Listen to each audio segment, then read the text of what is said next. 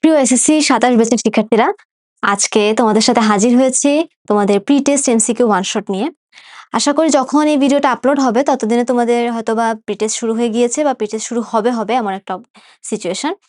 তো তোমাদের pre test নিয়ে অনেকের চিন্তা যে এমসিকিউতে কেমিস্ট্রি এমসিকিউতে কি আসবে না আসবে বা আদৌ ভালো মার্ক তুলতে পারবা কিনা। তো যেহেতু খুব আসন্ন একদম তোমাদের পরীক্ষাটা, তো আপু চেষ্টা করেছে যে তোমাদের খুব একদম শর্ট ডিউরেশনের মধ্যে যাতে সবগুলা টপিক কভার করা যায়, যাতে প্রি টেস্টের জন্য তোমরা একটা ভালো মার্ক কেমিস্ট্রি এমসিকিউতে আনতে পারো, সেই চেষ্টাটাই আমি করেছি। সো আমি শর্ট ডিউরেশনের মধ্যে তোমাদের মোটামুটি সবগুলা মানে টপিক কভার করা ট্রাই করেছি। সো চলো ক্লাসটা শুরু করা যাক। আচ্ছা, আমাদের একদম প্রথম থেকে যেমন এসেছে, প্রথম প্রশ্নটাই এসেছে প্রথম চ্যাপ্টারে, কাঁচা আমে বিভিন্ন ধরনের জৈব অ্যাসিড থাকে, যখন আম পাকে তখন এই অ্যাসিডগুলো থেকে কি সৃষ্টি হয়। তোমরা অবশ্যই তোমরা বইটা মানে যারা একবার হলেও প্রথম অধ্যায়টা পড়েছো তারা অবশ্যই জানো যে কাঁচা আমে বিভিন্ন ধরনের জৈব অ্যাসিড থাকে, এগুলো যদি কাঁচা আমটা পাকে তখন এর মধ্যে সৃষ্টি হয় হচ্ছে গ্লুকোজ ও ফ্রুক্টোজ। এগুলো হচ্ছে থিওরিটিক্যাল বেসড কোশ্চেন। তো প্রথম অধ্যায় থেকে তোমাদের এগুলোই বেশি আসে, ওই যে তোমাদের কাঁচা আম পাকা আম থেকে কি হয়, তারপর মধ্যযুগে যা আলকেমি শব্দটা কিভাবে আসছে, তারপর ব্রোঞ্জ কিভাবে তৈরি হলো, কপার আর টিনের মিশ্রণে ব্রোঞ্জ তৈরি হয়, প্রথম ব্যবহৃত ধাতু কি ছিল। দেখো এই যে আমার পিছনেই প্রশ্নটাতে আছে, প্রাচীনকালে মানুষের প্রথম ধাতু কোনটি। তো এটা হচ্ছে উত্তর হচ্ছে তামা।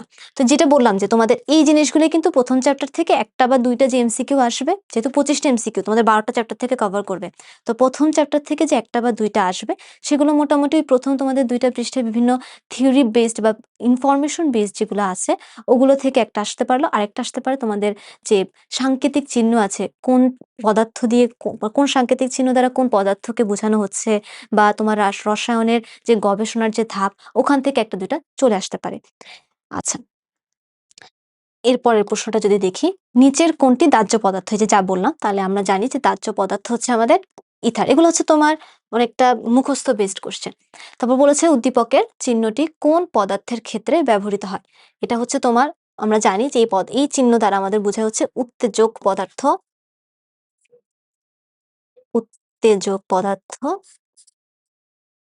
তার উদাহরণ হচ্ছে আমাদের এখানে আছে হলো সিমেন্ট ডাস্ট।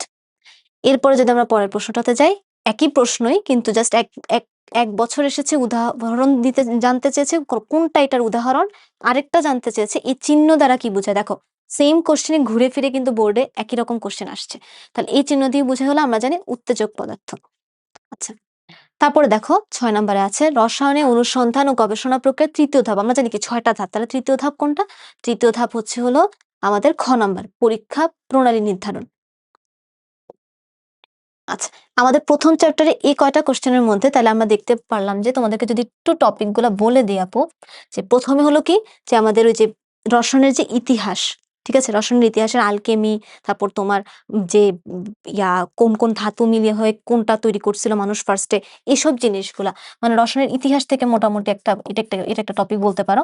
তো মোটামুটি একবার যদি তুমি রিডিং দাও, আই হোপ যে তোমার এটা কমপ্লিট হয়ে যাবে, বিকজ এখান থেকে একটা বা দুইটা এমসিকিউ আসবে, এই চ্যাপ্টার থেকে দেখা যাবে।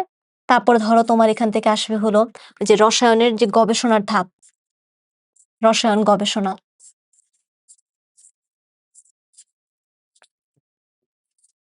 তারপর আসলো কি ওই যে সাংকেতিক চিহ্ন, সাংকেতিক চিহ্ন আর এর উদাহরণগুলা।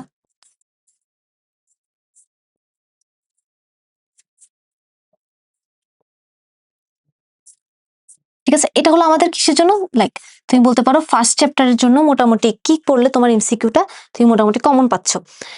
আচ্ছা, এইগুলো টপিকগুলো থেকে ঘুরে ফিরে আসে। আচ্ছা, এখন আমাদের দ্বিতীয় চ্যাপ্টারে আমরা যদি আসি, কোন পদার্থের কণাগুলোর মধ্যে গতিশক্তি বেশি। আচ্ছা, আমরা কি জানি পদার্থের অবস্থা মোটামুটি তিনটা, মানে প্লাজমা তো ওটা কঠিন, তরল, বায়বীয়, প্লাজমা। প্লাজমাকে আমরা সাধারণত আনি না, আমরা তিনটা বলি, কঠিন, তরল, বায়বীয়। তো কঠিনের মধ্যে কি হয়, অণুগুলো একটা একটার সাথে খুব অ্যাটাচ থাকে, ওদের মধ্যে যে আন্তঃকণা যে আকর্ষণ বলটা এটা অনেক বেশি থাকে, যার কারণে ওদের যে দূরত্বটা অনেক কম থাকে, ওরা খুব কাছাকাছি থাকে। ঠিক আছে, তরল যেটা হয়, তরলের মধ্যে আরেকটু স্পেসিফিক ভাবে আরেকটু দূরে থাকে। ধরো এটা যদি যদি একটু দেখাতে চাই, এটা ধরো তোমার কঠিন পদার্থ, একদম লেগে লেগে আছে, ঠিক আছে, একদম লেগে লেগে আছে, এটা হলো কঠিন। তরলে কি, আমরা ছোটবেলায় এগুলো জানি যে তরলে কি হয়, একটু দূরে দূরে থাকে, হালকা, ওদের মধ্যে দূরত্বটা, এখন কিন্তু ওদের মধ্যে দূরত্বটা বাড়ছে। গ্যাসে গেলে কি হয়ে যায়, ওরা যে যেখানে পারে সেখানে ছোটাছুটি করতে থাকে, খুব ছোটাছুটি করে। তার মানে কি ওদের মধ্যে গতিশক্তি বেশি, ওদের গতিশক্তি বেশি হওয়ার কারণে তো ওরা অনেক দ্রুত ছোটাছুটি করতে পারতেছে। সো তুমি দেখো এখন এদিকে তাকাও। আচ্ছা এখানে চিনি, এখানে আছে লবণ। এই ২ টাকে আমরা যদি কঠিন পদার্থ ধরি, সয়াবিন হচ্ছে আমাদের তরল পদার্থ, তাহলে আমাদের এখানে গ্যাসীয় পদার্থ একটাই আছে, সেটা হচ্ছে মিথেন। তার মানে এই ৪ টা অপশনের মধ্যে আমার সবচেয়ে বেশি গতিশক্তি বেশি কার হবে? যেটা গ্যাসীয় পদার্থ অর্থাৎ মিথেনের। আশা করি জিনিসটা তোমরা বুঝতে পেরেছো, এটা তোমাদের বইতে ফার্স্টেই আছে। আচ্ছা, নিচের কোনটির ব্যাপন হার বেশি? আচ্ছা, ব্যাপন হার তোমার কিসের উপর নির্ভর করছে? ব্যাপন হার আমরা কি জানি যে স্বতঃস্ফূর্তভাবে যে কোনো যে উপযুক্ত মাধ্যমে কঠিন তরল বা বায়বীয় পদার্থের যে ছড়িয়ে পড়ার যে প্রক্রিয়াটা, সেটাকে আমরা বলি ব্যাপন। এখন ব্যাপন জিনিসটা নির্ভর করে যে যেই পদার্থটা ওটা আণবিক ভরের উপর। কারণ এখানে যে গ্যাসগুলো আছে, আমরা কি জানি যার আণবিক ভর বেশি তার ব্যাপন হার, মানে অনেকটা ব্যাপন হার হচ্ছে হলো আণবিক ভরের ব্যস্তানুপাতিকের মতো। বলতে পারো আণবিক ভরের ব্যস্তানুপাতিক।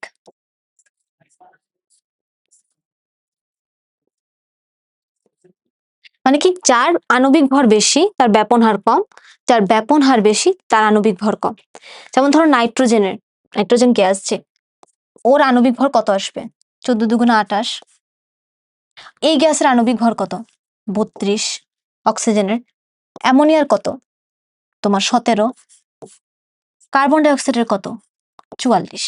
এখন বলছে কার ব্যাপন হার বেশি, তার মানে কি আমার দেখতে হবে কার আণবিক ভর সবচেয়ে কম। এখানে দেখো কার আণবিক ভর সবচেয়ে কম? অ্যামোনিয়ার। তার মানে কি আমার অ্যান্সার হবে অ্যামোনিয়া। এরপর যদি আমি নেক্সট কোশ্চেনে যাই, সেম কোশ্চেন দেখো আবার আরেকটা বোর্ডেও আসছে। আচ্ছা, এরপর এই চিত্রটা দেখো, বলেছে উপর এই চিত্রটিতে কণাগুলোর ছড়িয়ে থাকা নিচের কোন যৌগের ক্ষেত্রে প্রযোজ্য? তোমরা যদি একটু ভালোভাবে দেখো, এটা তোমাদের একদম বইতে কিন্তু এরকম চিত্র আছে। এখানে কি অবস্থায় আছে ওরা? ওরা একত্রে আছে, মানে কি ওরা কঠিন অবস্থায় আছে। আমি তাপ প্রদান করলাম, দেখো ওরা অনেক দূরে দূরে ছড়াই গেছে। তার মানে কি ওরা গ্যাসীয় হয়ে গেছে না এখন এই অবস্থায়? গ্যাসীয় হয়ে গেছে। তোমরা নিশ্চয়ই জানো তোমাদের দ্বিতীয় অধ্যায়ের একদম লাস্টের দিকে আছে ঊর্ধ্বপাতিত পদার্থ। মানে কি ওদেরকে কঠিন অবস্থায় যদি তুমি তাপ প্রদান করো, ওরা আর তরল অবস্থায় যায় না, ডিরেক্টলি গ্যাসীয় অবস্থায় চলে যায়, উদ্দায়ী হয়ে যায়। এরকম কি উদাহরণ আমরা জানি? Aluminium chloride, iodine. তারপর আমরা কি জানি? তোমার কার্বন ডাই অক্সাইডের সলিড কার্বন ডাই অক্সাইড, কিন্তু খেয়াল রাখবা সলিড, গ্যাস কিন্তু না, সলিড। তারপর হচ্ছে আমাদের কর্পূর, এরকম আরো উদাহরণ আছে তোমাদের বইতে। তো এখানে দেখি এখানে কি কি আছে। এখানে আছে আমাদের বেনজিন, অ্যালুমিনিয়াম ক্লোরাইড। যদি অ্যালুমিনিয়াম ক্লোরাইড দেখে বুঝতে পারতেছে যে এটাই হবে। তারপর ম্যাগনেসিয়াম ক্লোরাইড। তারপর আমাদের আছে হলো এখানে বিউটি। তাহলে কোনটা অ্যান্সার হবে? এখানে অ্যান্সার হবে হচ্ছে ক, যেহেতু এটা ঊর্ধ্বপাতিত পদার্থ বোঝাচ্ছে এই চিত্র দিয়ে, বা ঊর্ধ্বপাতন প্রক্রিয়া বোঝাচ্ছে। আচ্ছা, এরপরে যদি আমরা আসি, আচ্ছা এখানে যেটা বলছে নিচের কোনটির তাপীয় বক্ররেখার লেখচিত্র ভিন্ন হবে? আচ্ছা একটু দেখো এই সেম কোশ্চেন, দেখো সেম কোশ্চেন রাজশাহী বোর্ড ২২-এ আর দিনাজপুর বোর্ড ২৫-এ। জাস্ট একটু কোশ্চেনের প্যাটার্নটা, কোশ্চেনের ভাষাগত পরিবর্তন ছাড়া কিন্তু আর কিছু হয় নাই। এখানে বলেছে কোনটির লেখচিত্র ভিন্ন হবে। এখানে আছে আমাদের calcium chloride, aluminium oxide, magnesium oxide, aluminium chloride. এখন বলো কি একটু ভিন্ন? আমরা কি জানি ও ঊর্ধ্বপাতন ঘটে, মানে কঠিন থেকে ডিরেক্টলি গ্যাস হয়ে যায় তাপ প্রদান করলে। তার মানে কার তাপীয় লেখচিত্র ভিন্ন হবে? অন্যগুলোর ক্ষেত্রে যদি কয়েকটা স্টেপ থাকে, এখানে ক্ষেত্রে কি হবে? এখানে কঠিন হইলো, তারপরে ডিরেক্ট গ্যাস। কিন্তু অন্যগুলোর ক্ষেত্রে কি হবে? এগুলোর ক্ষেত্রে কি তোমার আগে ফার্স্টে তরল হবে, তরল থেকে তারপরে গিয়ে বাষ্প হবে। তাহলে কার লেখচিত্র ভিন্ন হবে? অ্যালুমিনিয়াম ক্লোরাইডের। সো একই প্রশ্ন দেখো, ঘুরে ফিরে ওই একই টপিক থেকেই ঘুরে ফিরে এগুলাই আসে। সো তোমার যদি বেসিকের কনসেপ্টটা ক্লিয়ার থাকে, তুমি যে কোনো প্রশ্ন পারবা। আচ্ছা এরপরে দেখো, বলেছে যে পদার্থের লেখচিত্র অনুসারে কোনটি সঠিক? আছে দেখো আমরা কি দেখতে পাচ্ছি, এখানে কি হচ্ছে? কঠিন থেকে তরল হচ্ছে 75 ডিগ্রি সেলসিয়াসে। তারপর এইখানে কি আছে? কঠিন প্লাস তরল দুইটাই আছে, মানে সলিড প্লাস লিকুইড দুইটাই আছে। এখানে কি আছে? এখানে শুধু আছে লিকুইড। আবার এখানে কি আছে? লিকুইড প্লাস ভ্যাপর দুইটাই আছে। তারপর এখানে কি আছে? এখানে আছে শুধু ভ্যাপর। তাহলে দেখো বলেছে যে অপশনে কি কি আছে? স্ফুটনাঙ্ক ১২০ ডিগ্রি সেলসিয়াস। হ্যাঁ, ১২০ ডিগ্রি সেলসিয়াসও কি হচ্ছে? তোমার ভ্যাপর হচ্ছে। তারপর হচ্ছে তরল অবস্থা নেই, না এটা তো মিথ্যা কথা। তরল অবস্থা তো আছে, এই যে তরল অবস্থা। ৩ নাম্বারে কি বলেছে? বলেছে যে আচ্ছা আমি যদি আচ্ছা এখানে একটু প্রিন্টিং মিস্টেক হচ্ছে, A, B, C, D E F. তাহলে ইএফ অবস্থানে যদি বলি ইএফ অংশে আন্তঃকণা দূরত্ব সবচেয়ে বেশি। দেখো ইএফ অংশটা কি? ইএফ অংশটা গ্যাসীয় না? ইএফ অংশটা গ্যাসীয়। তার মানে কি আমরা কি দেখেছি? ইএফ অংশে গ্যাসীয় অবস্থায় কণাগুলোর মধ্যে আন্তঃকণা আকর্ষণ সবচেয়ে কম থাকে, অর্থাৎ ওদের মধ্যে আন্তঃকণার দূরত্বটা সবচেয়ে বেশি থাকে। তাহলে কি আমার এটা সঠিক, অর্থাৎ অ্যান্সার হবে 1 ও 3। এরপর যদি আসি আমাদের নেক্সট কোশ্চেনে, দেখো আমাদের এখন আচ্ছা একটু যদি সেকেন্ড চ্যাপ্টার নিয়ে একটু যদি রিভিউ করি, তাহলে আমাদের কি কি জিনিস আসলো? আমাদের ব্যাপন, কার ব্যাপন বেশি, কার ব্যাপন কম, ব্যাপনের ক্রম আসতে পারে, যে কতগুলো পদার্থ দিল, তারপর তুমি ওগুলোর আণবিক ভর বের করে তুমি বের করলা যে এর ব্যাপনের হারের ক্রম কিভাবে হবে। তার মানে কি ব্যাপন হার তোমার আণবিক ভরের ব্যস্তানুপাতিক হচ্ছে। তারপর যদি আমরা সেকেন্ড টপিকে আসি, এখানে কি আসতেছে? এখানে আসতেছে তোমার যে তাপীয় বক্ররেখার যে লেখচিত্রগুলো,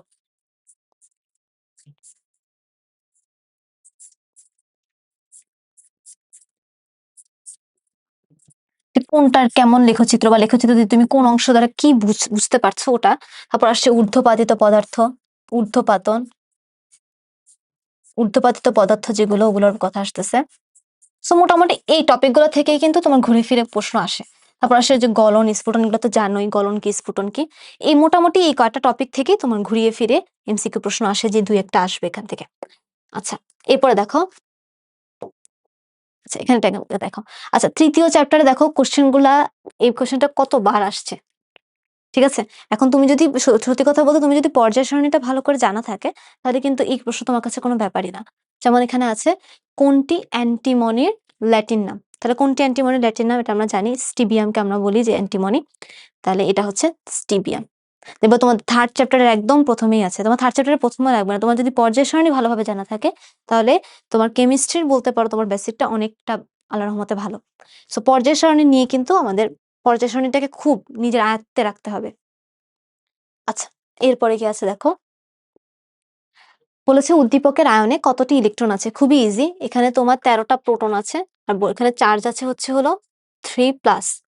তাহলে তোমার মানে কি, মানে তোমার 13টা প্রোটন ছিল, তার মানে কি 13টা ইলেকট্রনও ছিল। এখান থেকে আমি 3টে ইলেকট্রন ত্যাগ করেছি।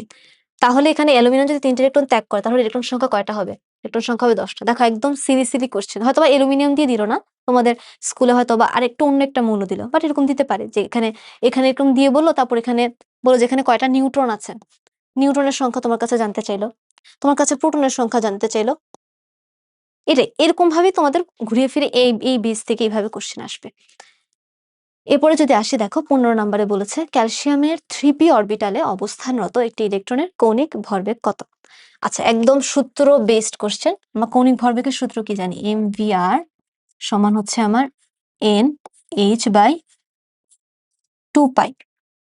এগুলো সবগুলো ধ্রুবক। n কি হচ্ছে? n হচ্ছে আমার শক্তি স্তর বা কক্ষপথ বা অরবিট, যেটাই বলো সব তো একই, শক্তি স্তর, ঠিক আছে। আচ্ছা আর এখানে কি বলেছে? 3p মানে অরবিট কত? 3। তাহলে এখানে আমার আসতেছে 3, এইচ এর মান আমরা জানি 6.626 ইন্টু 10^34, 2 ইন্টু 3.1416। এখন তোমার কাজ হবে শুধু ক্যালকুলেটর চাপা।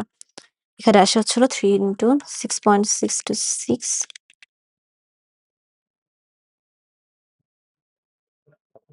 আচ্ছা এখানে আমার কোশ্চেন, আমার অ্যান্সার আসছে 3.164, আরো সংখ্যা আসে into 10^34 metre square KG per second, বা এটার একক এটাও আসতে পারে, এই এককও আসতে পারে, অর জুল সেকেন্ড।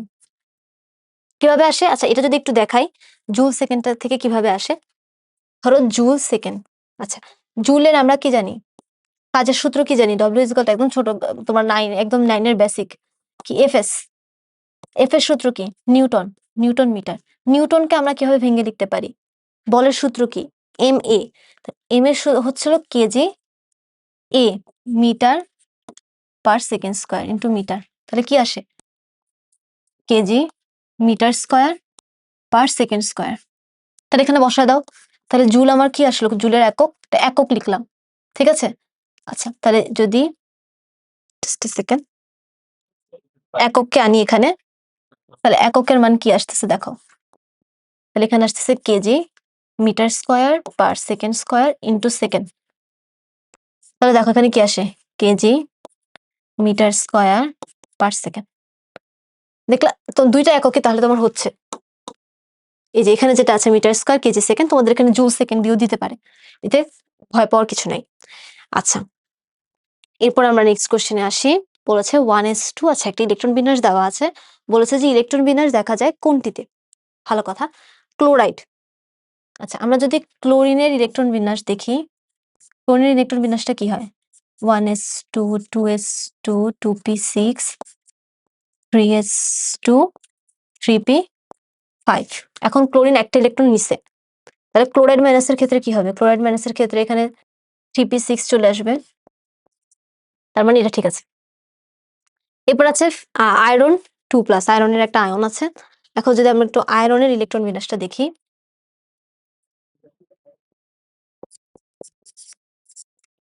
এখানে কি আসতেছে? 1s2, 2s2, 2p6, 3s2, 3p6। আয়রনেরটা আগে যদি দেখি, তারপর 4s2, আর এখানে আসতেছে আমার 3d6। তাহলে আয়রন 2+এ কি হবে?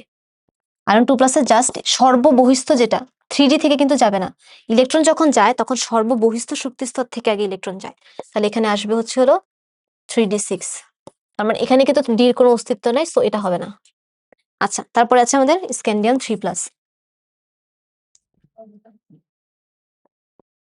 দেখো স্ক্যান্ডিয়ামের যদি আমরা ইলেকট্রন বিন্যাস করি তাহলে কি আসে? 1s2, 2s2, 2p6, 3s2, 3p6, 4s2 আর 3d1 আসে।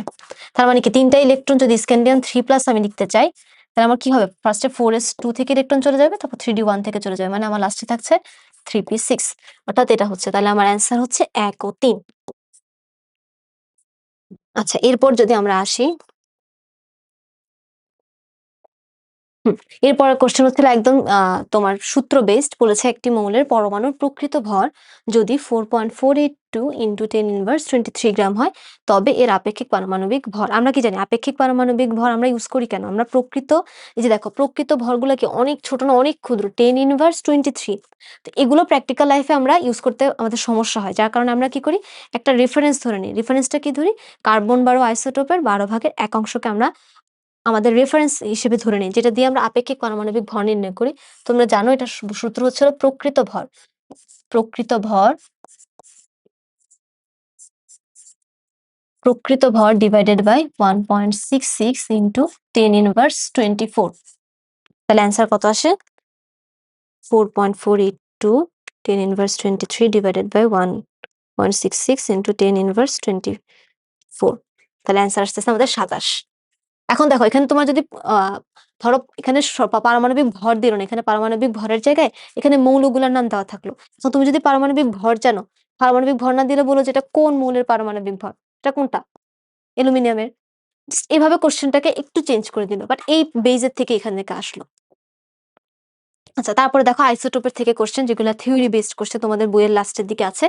থাইরয়েড ক্যান্সার কোষ ধ্বংস করার জন্য নিম্নের কোন আইসোটোপ ব্যবহার করা হয়? আমাদের বইতে লেখা আছে সরাসরি যে আয়োডিন 131 যে আইসোটোপটা, এটা ব্যবহার করা হয়। আচ্ছা, আচ্ছা এখন দেখো তৃতীয় চ্যাপ্টার থেকে, মানে 3 নাম্বার চ্যাপ্টার থেকে আমার কি কি আসছে? আমার আসতেছে হলো তোমার ওই যে প্রথম দিকে যেগুলো আছে প্রতীক, হুম, তারপরে যে নিউট্রন প্রোটনের একটা প্রতীক দেখে বুঝা যে নিউট্রন কয়টা আছে, প্রোটন কয়টা আছে, ইলেকট্রন কয়টা আছে, নিউট্রন প্রোটন ইলেকট্রনের সংখ্যাগুলা, ঠিক আছে। আবার কি আসতে পারে? তোমার যে 2টা মডেল আছে রাদারফোর্ড বোর, ওখান থেকে ডিরেক্ট সূত্র বেসড মেথড দেখলে চলে আসলো, তোমাদের বোর্ডই চলে আসছে। তাহলে পারমাণবিক মডেল থেকে আসতে পারে।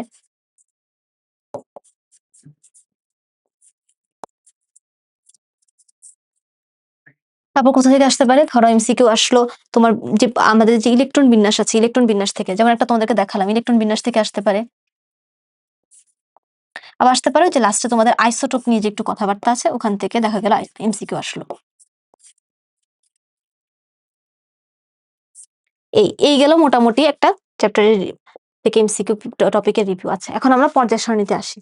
দেখো প্রথমে আমাদের কোশ্চেনটা হলো আয়রন পর্যায় সারণীর কোন পর্যায়ে অবস্থিত? তোমরা যারা পর্যায় সারণী অলরেডি তোমাদের অনেকটা আয়ত্তে আছে, তোমরা অলরেডি জানো যে পর্যায় সারণীটা হচ্ছে হলো আমাদের আয়রন হচ্ছে 4র্থ পর্যায়ে। বাট যদি ধরো বাই চান্স তোমার মনে না থাকে, আমরা তো জানি কিভাবে বের করতে হয় পর্যায় নাম্বার, জাস্ট ইলেকট্রন বিন্যাসটা তাড়াতাড়ি করে ফেলবো। 2p6, 3s2, 3p6, 4s2, 3d6। তাহলে হচ্ছে যার সর্ববহিস্থ শক্তিস্তর সংখ্যা যেটা সেটি হচ্ছে আমার পর্যায় নাম্বার, অর্থাৎ চতুর্থ পর্যায়। এরপরে যদি আসি, বলছে কোনটি অপধাতু। একটা জিনিস মনে রাখো, আমাদের অপধাতু হচ্ছে হলো তোমাদের এসএসসি এবং এইচএসসি তে দেখবা তোমাদের আপাতত যেগুলো লাগে, দেখো boron, silicon, germanium, arsenic, stibium, tellurium. এই ছয়টা। কয়টা হলো? ছয়টা।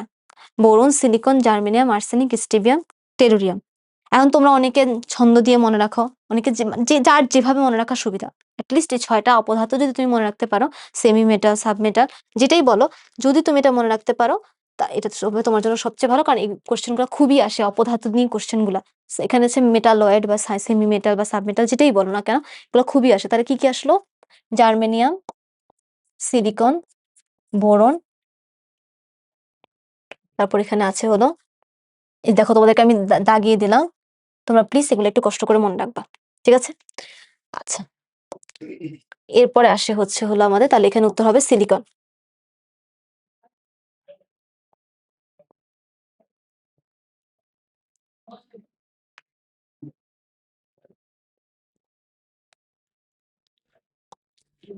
আচ্ছা, এরপর আসছে হলো ইলেকট্রন আসক্তির মানের ক্ষেত্রে নিচের কোন ক্রমটি সঠিক? আচ্ছা, ইলেকট্রন আসক্তির ক্ষেত্রে আমরা কি জানি? পর্যায় সারণীর উপর থেকে নিচে গেলে আমার ইলেকট্রন আসক্তির মান কমে, আর পর্যায় সারণীর যদি একই পর্যায়ের উপর আর একই পর্যায়ের যদি বাম থেকে ডানে যায়, তাহলে আমার ইলেকট্রন আসক্তি বাড়ে। কারণ কি? পারমাণবিক ব্যাসার্ধ ছোট হয়ে যাচ্ছে। পারমাণবিক ব্যাসার্ধ ছোট হয়ে যাওয়ার কারণে নিউক্লিয়াস আর সর্বশেষ শক্তি স্তরের মধ্যে আমার আকর্ষণ বৃদ্ধি পায়, যার কারণে ওই ইলেকট্রনের প্রতি আকর্ষণ বেশি হয়, ইলেকট্রন আসক্তি বাড়ে। আর যদি পর্যায় সারণীর উপর থেকে নিচে যাই, তাহলে আমার ইলেকট্রন আসক্তি কমছে।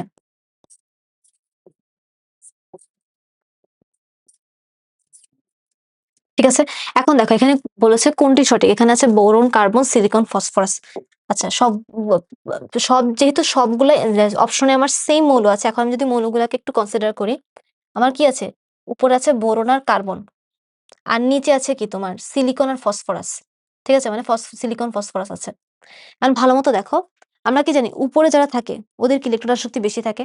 আবার বামে কি, তোমার বামে কি আছে? বাম থেকে ডানে গেলে কি হয়? ওদের ইলেকট্রন শক্তি বাড়তে থাকে। তাহলে বোরন, কার্বন, তাহলে দেখো এখানে কি তোমার বাম থেকে ডানে যাচ্ছে, তাহলে কি ইলেকট্রন শক্তি বাড়ছে, তাহলে কি কার্বন আর বোরনের মধ্যে কি কার্বনের বেশি হবে। এখন দেখো উপর থেকে নিচে নামছে, তাহলে কি ওদের ইলেকট্রন শক্তি কি কমে যাবে। এখন ওদের মধ্যে কি বামে আছে? ওদের মধ্যে তোমার বামে আছে হলো ফসফরাস, তাহলে কি ফসফরাসের বেশি হবে।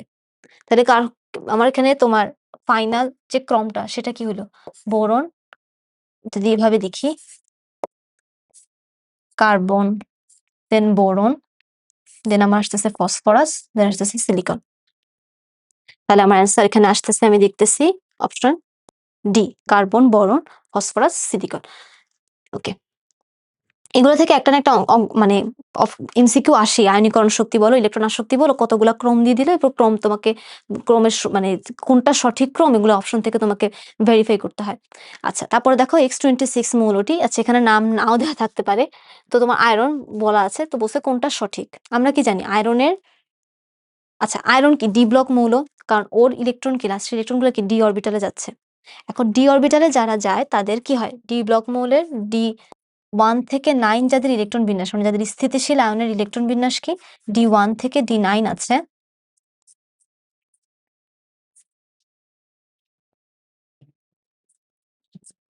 তাদেরকে যেসব মৌলকে আমরা বলতেছি কি অবস্থান্তর মৌল।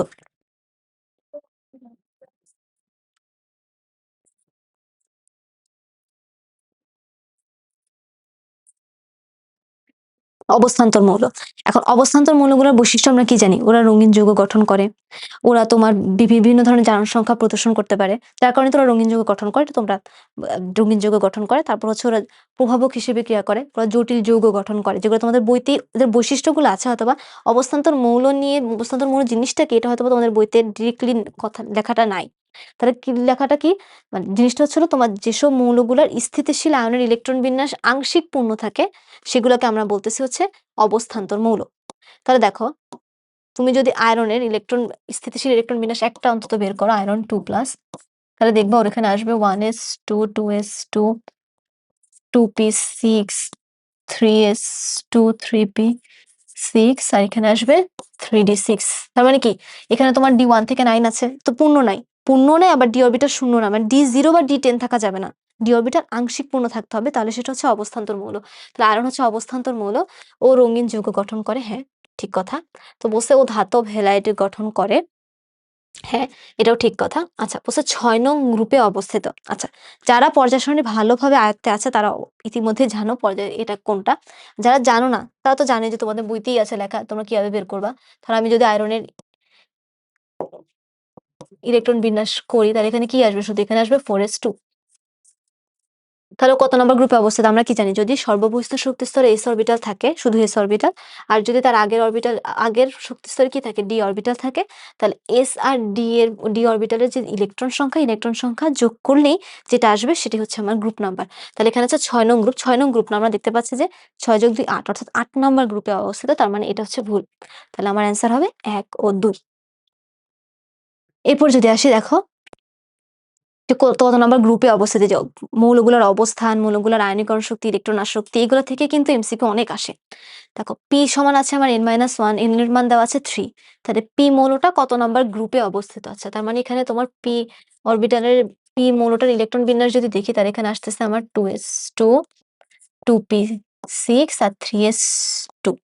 তাহলে আমরা কি জানি যে কোন গ্রুপে অবস্থিত, এটা আমরা কিভাবে নির্ণয় করি, তোমার যদি শুধু s অরবিটাল থাকে, সর্ববহিঃস্থ শক্তি স্তরে যদি শুধু s অরবিটাল থাকে আর আগের অরবিটাল যদি d না থাকে, 2d থাকা তো প্রশ্নই আসে না, তাহলে 3s2 যে s অরবিটালের যে ইলেকট্রন সংখ্যা এটি হচ্ছে আমার গ্রুপ নাম্বার, অর্থাৎ আমার অ্যান্সার হবে ক, গ্রুপ 2। এরপর যদি আসি পি ও কিউ মৌলদ্বয়ের ক্ষেত্রে কোনটি সঠিক আছে, আমার এখন এটার জন্য আমাকে কি করতে হবে, আগে ওদেরকে আইডেন্টিফাই করতে হবে ওরা মৌলটা আসলে কি। তাহলে দেখো এখানে কি আছে, পি অরবিটালের পি ইলেকট্রন বিন্যাসটা যদি আমরা কমপ্লিট করি তাহলে তোমার পিটা কি আসতেছে, পিটা আসতেছে হচ্ছে গ্রুপ 2 তে, এটা হচ্ছে ম্যাগনেসিয়াম, তাহলে এটা হচ্ছে ম্যাগনেসিয়াম। আর যদি কিউ এর ক্ষেত্রে দেখি, এখানে যদি একটু লিখি তাহলে এখানে আসে 2s2 2p6 3s2 3p5, আর এখানে আগে আছে হলো 1s2, অর্থাৎ আমার কিউ হচ্ছে কি, কিউ হচ্ছে আমার ক্লোরিন। তাহলে বুঝে গেছো ম্যাগনেসিয়াম আর ক্লোরিন ওরা একই পিরিয়ডে অবস্থিত। তাহলে এখন দেখো এখানে কি বলছে, বলছে পারমাণবিক ব্যাসার্ধ পি এর থেকে, পি কি ছিল আমার ম্যাগনেসিয়াম, আর কিউ কি ছিল ক্লোরিন, তো বলছে কে পারমাণবিক ব্যাসার্ধ ম্যাগনেসিয়ামের চেয়ে ক্লোরিনের বড়, আসলে কি বড় না, তো আমরা কি জানি একই পর্যায়ের বাম থেকে ডানে গেলে পারমাণবিক ব্যাসার্ধ কমে যায়, তার মানে কি এটা ভুল, হওয়া উচিত কি ছিল, হওয়া উচিত ছিল ম্যাগনেসিয়াম গ্রেটার দেন ক্লোরিন পারমাণবিক ব্যাসার্ধের জন্য। আর আয়নীকরণ শক্তি কি, আয়নীকরণ শক্তি আমরা কি জানি বাম থেকে ডানে গেলে মানে পারমাণবিক ব্যাসার্ধের উল্টো আয়নীকরণ শক্তি বাড়ে, কারণ যেহেতু পারমাণবিক ব্যাসার্ধ কমে যায়, আকারটা ছোট হয়ে যায়, তখন আমার শেষ কক্ষপথের ইলেকট্রন ত্যাগ করতে বেশি শক্তি প্রদান করতে হয়। তাহলে এই ক্ষেত্রে কি হচ্ছে, এক্ষেত্রে আমার এটা সত্যি, কারণ কি ম্যাগনেসিয়ামের থেকে অবশ্যই ক্লোরিনের আয়নীকরণ শক্তি বেশি হবে।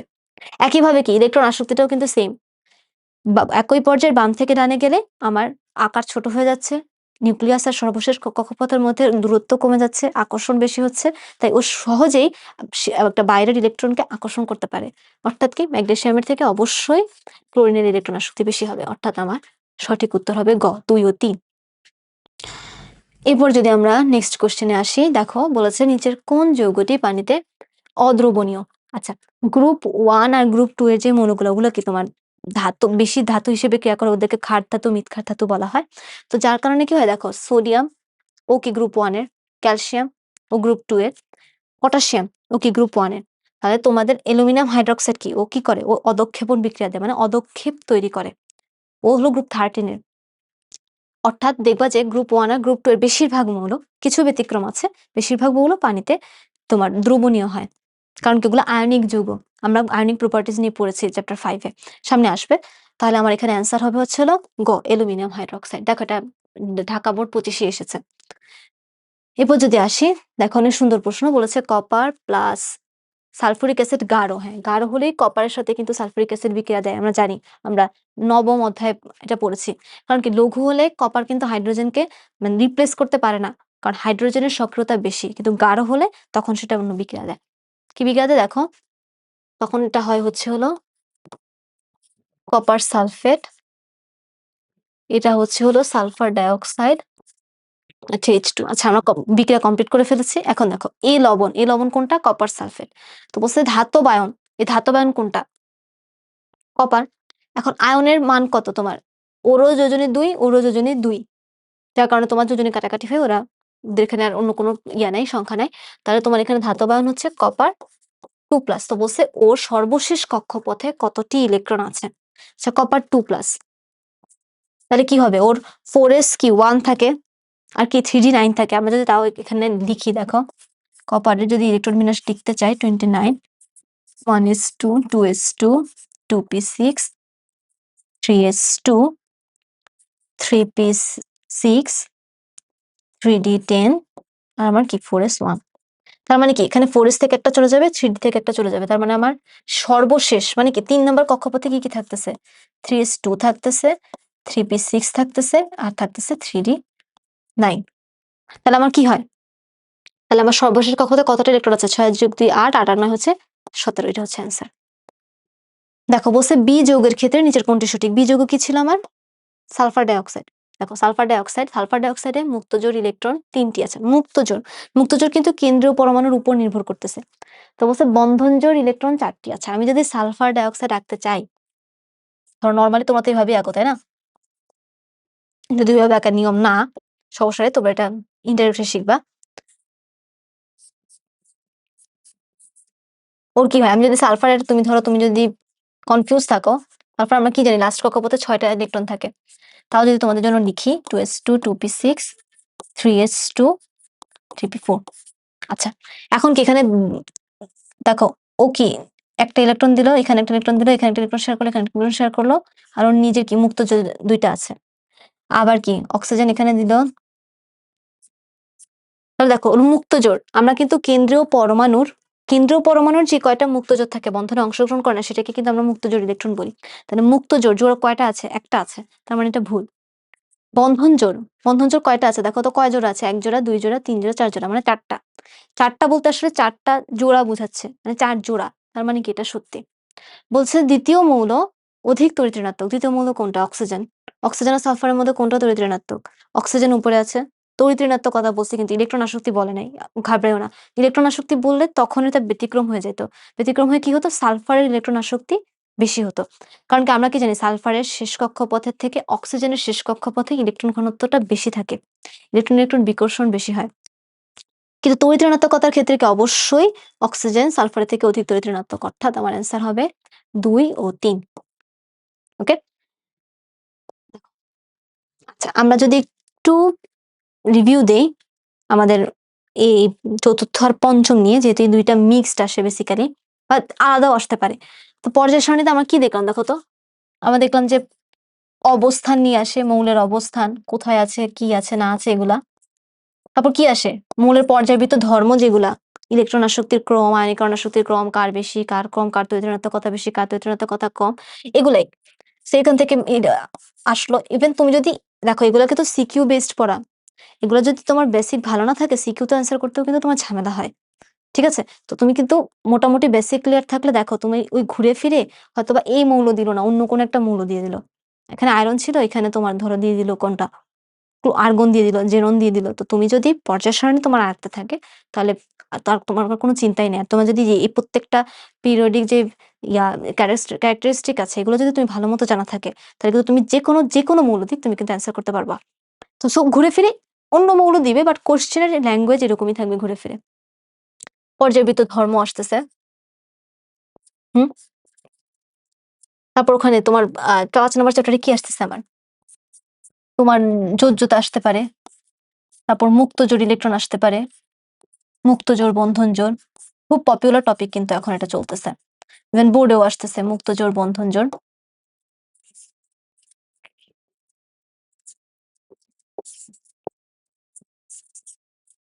তারপরে যে পানিতে দ্রবণীয়তা মানে বলতে পারো পোলারিটি নিয়ে আসতে পারে, বা আয়নিক সমযোজী যৌগ যেটা ওইটা নিয়েও আসতে পারে। ওখান থেকে এমসিকিউ আসতে পারে আয়নিক সমযোজী।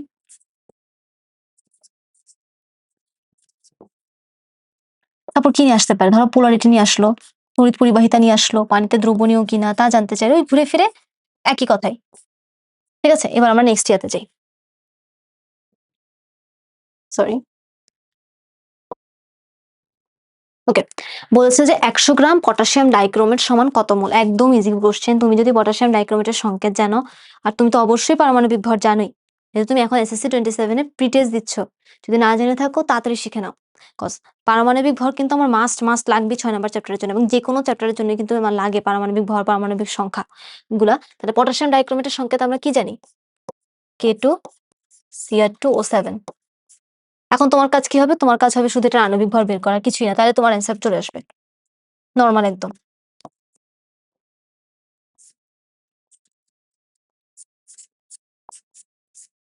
আমি যদি ডিরেক্টলি এটা তোমার অ্যান্সার বের করি, এটা আসতেছে হচ্ছে হলো 39 ইন্টু,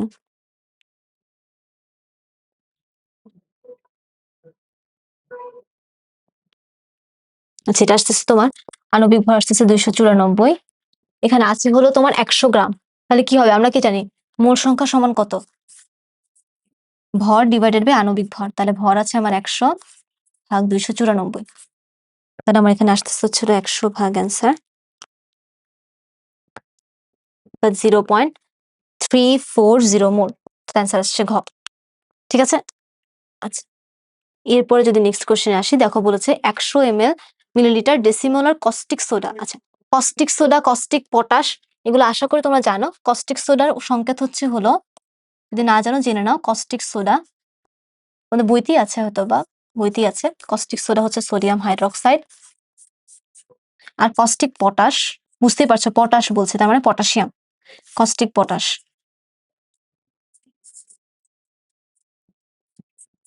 কস্টিক পটাশ আসতেছে KOH। ওকে, আচ্ছা তো বলেছে 100 মিলিলিটার ডেসিমোলার। ডেসিমোলার মানে কি? তোমার ঘনমাত্রা হচ্ছে 0.1, সেমিমোলার মানে 0.5, সেন্টিমোলার মানে 0.01। এই জিনিসগুলো কিন্তু ভালো মতো খেয়াল রাখতে হবে, কারণ এইভাবে ডিরেক্টলি তোমাকে মোলার বলো না, সেমিমোলার বলো, সেন্টিমোলার বলো, দেখো সেম কোশ্চেন, কিন্তু এই জিনিসটা এভাবে বললো, মিলিমোলার বললো। ওকে, তাহলে এখানে কি আসছে তোমার? এখানে আয়তন দেওয়া আছে, ঘনমাত্রা দেওয়া আছে 0.1 মোলার। কস্টিক সোডা, কস্টিক সোডার আমরা যদি আণবিক ভর বের করি, তো তোমার সোডিয়ামের কত? 23 প্লাস 16 প্লাস 1, দ্যাট মিনস 40। ঠিক আছে, আচ্ছা তারপরে বলছে প্রস্তুত করতে কি পরিমাণ দ্রব্য প্রয়োজন। একদম ইজি। দেখো আমি যদি এখানে একটু করি,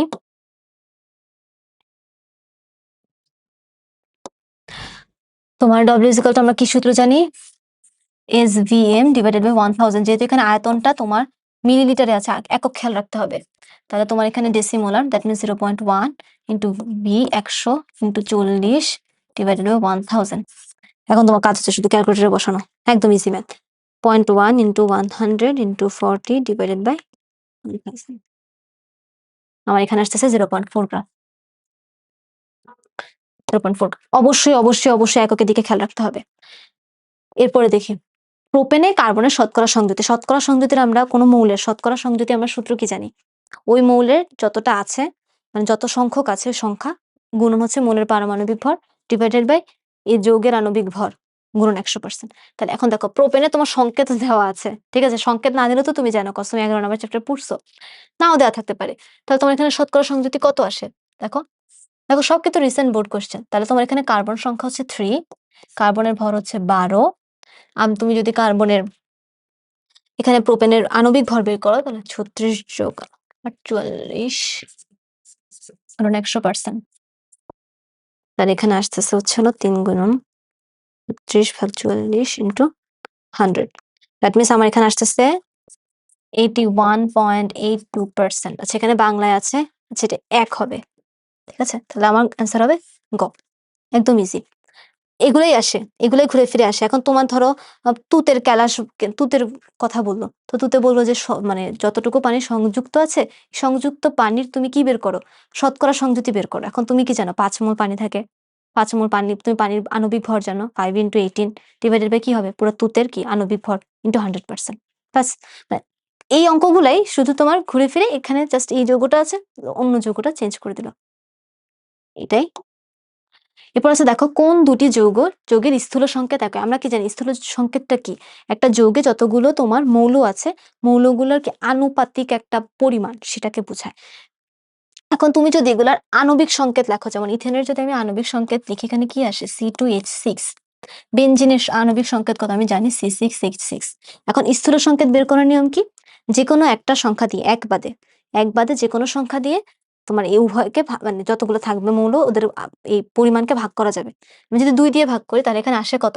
এখানে আসে হচ্ছে হলো C1H3 আর এটা আসে C1H1। প্রথমেই দেখতে পাচ্ছ যে এটার স্থূল সংকেত কি? 1 না। এবার যদি ইথেন আর ইথিন আনি, ভালো কথা, C2H6 এখানে না লিখি, এর উপরে লিখি। এটা আসে C2H6 আর এটা আসে হচ্ছে C2H4। তুমি 2 দিয়ে এটা ভাগ যায় তাহলে C1H3 থাকে আর এখানে থাকে C1H2। এবার এটা মিলে নাই, ভালো কথা। গ্লুকোজ যদি দেখি, গ্লুকোজে কি আসে? গ্লুকোজের সংকেত আমরা জানি C6H12O6। অ্যাসিটিক অ্যাসিডের সংকেত আমরা জানি, কি জানি? CH3COOH। সো এটাকে অনেকে সবাই এটাই জানো, এটাকে সুন্দর করে লিখলে কি আসে? C2O2H4 বা C2H4O2, যেটাই বলো। হ্যাঁ, এখানে দেখো, এখানে তোমার কত দিয়ে ভাগ যাচ্ছে? 6 দিয়ে সবগুলোকে ভাগ যাচ্ছে গ্লুকোজের যে আণবিক সংকেত। তাহলে আমার এখানে থাকে C1H2O1, 6 দিয়ে ভাগ দিলাম। ওর ক্ষেত্রে কত দিয়ে ভাগ যায়? 2 দিয়ে ভাগ যায় সবাইকে, তাহলে থাকে C1H2O1। আমাকে তো মিলে গেছে, আমার লাস্টেরটা অপশন টেস্টও করতে হচ্ছে না, আমার এটাই মিলে গেছে, গ নাম্বার। যদি চাও চেক করতে চাও তাহলে দেখো C6H6 আসে আর এটা আসে হচ্ছে C6H14, জীবনেও মিলবে না। এটা আসে হচ্ছে C1H1 আর এটা আসে ওখানে হচ্ছে হলো C1 সরি C3H7। সো এটা মিলার প্রশ্নই আসে না, রাইট? আচ্ছা, এরপরে দেখো কি বলছে, এই দেখো শতকরা পরিমাণ, ঠিক আছে? আচ্ছা, বলছে কি 50 গ্রাম পটাশিয়াম পেন্টাক্লোরাইডকে আমি তাপ দিলাম, তাপ দিয়ে আমার পটাশিয়াম ট্রাইক্লোরাইড পেলাম এতটুকু, উৎপাদের শতকরা পরিমাণ। আচ্ছা, উৎপাদ আমি এখানে কাকে কনসিডার করছি? ওকে। এখন তোমার জাস্ট কাজ হবে হলো বিক্রিয়া লিখে ফেলা। তাহলে দেখো PCl5 PCl3 potassium trichloride plus chlorine gas. আচ্ছা, এখন দেখো, এখন আমার সমতাও করা আছে, আমার কোনো প্যারা নেই। এখন আমি জাস্ট এটার আণবিক ভর যদি বের করি,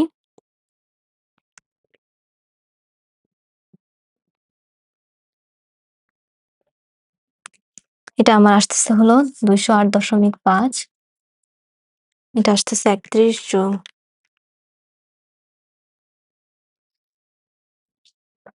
37.5। আচ্ছা, এখন দেখো, তুমি এটা এখান থেকে কতটুকু পাইছো? 137 দশমিক, তাহলে 50 গ্রাম থেকে কতটুকু পাবে? এটা বের করতে পারবো না?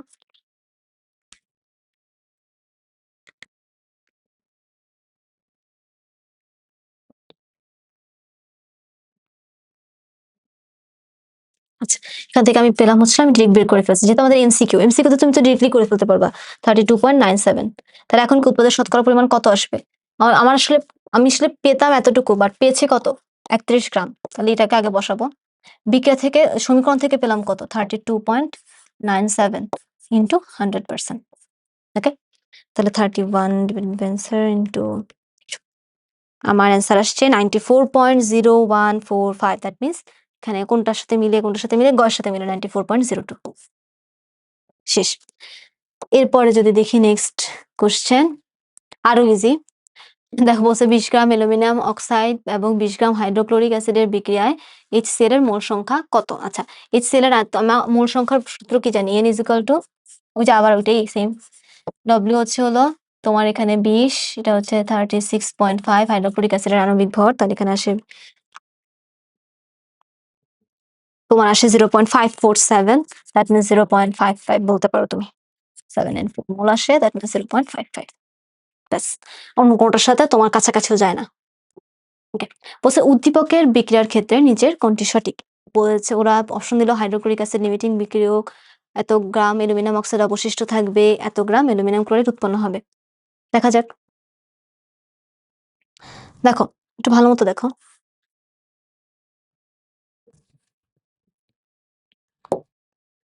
একটু যদি দেখো, অ্যালুমিনিয়াম অক্সাইড, আমি একটু বিক্রিয়াটা যদি লিখি, অনেক সময় সিকিউতে এই বিক্রিয়াটা আসে।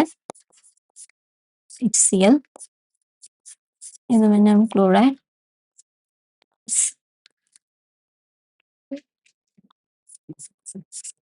আচ্ছা আমি যদি সমতা করি, তাহলে দুইটা এখানে, এখানে 6 3। ওকে, হয়ে গেছে। তাহলে এখন তুমি দেখো, তুমি যদি অ্যালুমিনিয়াম অক্সাইডের পরিমাণটা নির্ণয় করো, খুব ভালো মতো বুঝো। অ্যালুমিনিয়াম অক্সাইডের পরিমাণ বের করা লাগবে না। দেখো তুমি আরেকভাবে করতে পারো, সেটা হচ্ছে হলো দুইভাবেই করা যায় শর্টকাটে। এখানে অ্যালুমিনিয়াম অক্সাইড কয় মোল আছে? 1 মোল আছে। এখন আমি বের করব ওখানে কত মোল আছে। বা তুমি আরেকভাবে করতে পারো, দেখো অ্যালুমিনিয়াম অক্সাইডের তোমার ভর, এখানে আণবিক ভর কত? আচ্ছা 48,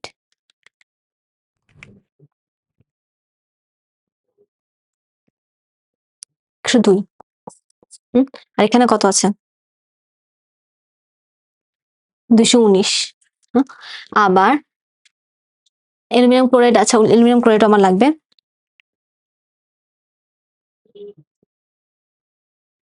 267।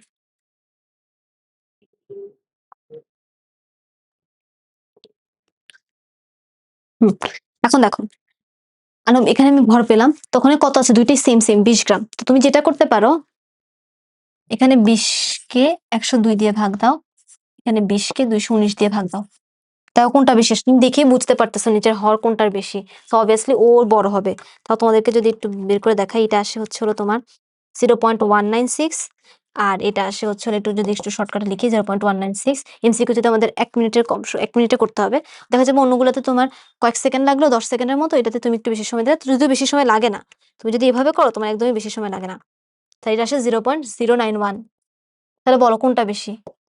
যেটা বেশি থাকবে মনে রাখবা, এখানে যেটার মোল সংখ্যা বেশি হবে, যেটার মোল সংখ্যা বেশি, যেটার মোল সংখ্যা অনেকে অনেকভাবে নির্ণয় করে। তো এখান থেকে মোল সংখ্যা বের করে, তারপর এখানে যে মোল সংখ্যা আছে 1, এটা দিয়ে ভাগ করে, তারপর ওখান থেকে আবার সেম ভাবে হাইড্রোক্লোরিক অ্যাসিডের মোল সংখ্যা বের করে, এখানে 6 মোল আছে, 6 দিয়ে ভাগ করে, যেভাবে খুশি। তো তুমি কি হয়, তোমার এটা বড়, তার মানে তোমার লিমিটিং বিক্রিয়া কত, কোনটা? এটা তোমার লিমিটিং রিঅ্যাকট্যান্ট হচ্ছে হলো যেটা কম আছে সেটা। লিমিটিং রিঅ্যাকট্যান্ট হচ্ছে আমার HCl। ওকে, তাহলে দেখো limiting reactant HCl, very good, এটা ঠিক আছে। তার মানে কি আমার HCl এর উপরই, হাইড্রোক্লোরিক অ্যাসিডের উপরই পুরো বিক্রিয়াটা ডিপেন্ড করতেছে। তো বলছে এত গ্রাম অ্যালুমিনিয়াম অক্সাইড অবশিষ্ট থাকবে। আচ্ছা আমি দেখি কত গ্রাম থাকে। এখানে 219 গ্রাম থেকে উৎপন্ন হচ্ছে 102 গ্রাম। আচ্ছা 219 গ্রাম থেকে উৎপন্ন হচ্ছে কত? 102 গ্রাম। তাহলে তোমার 20 গ্রাম থেকে কতটুকু উৎপন্ন হবে? ট্রিকলি বের করে ফেলো।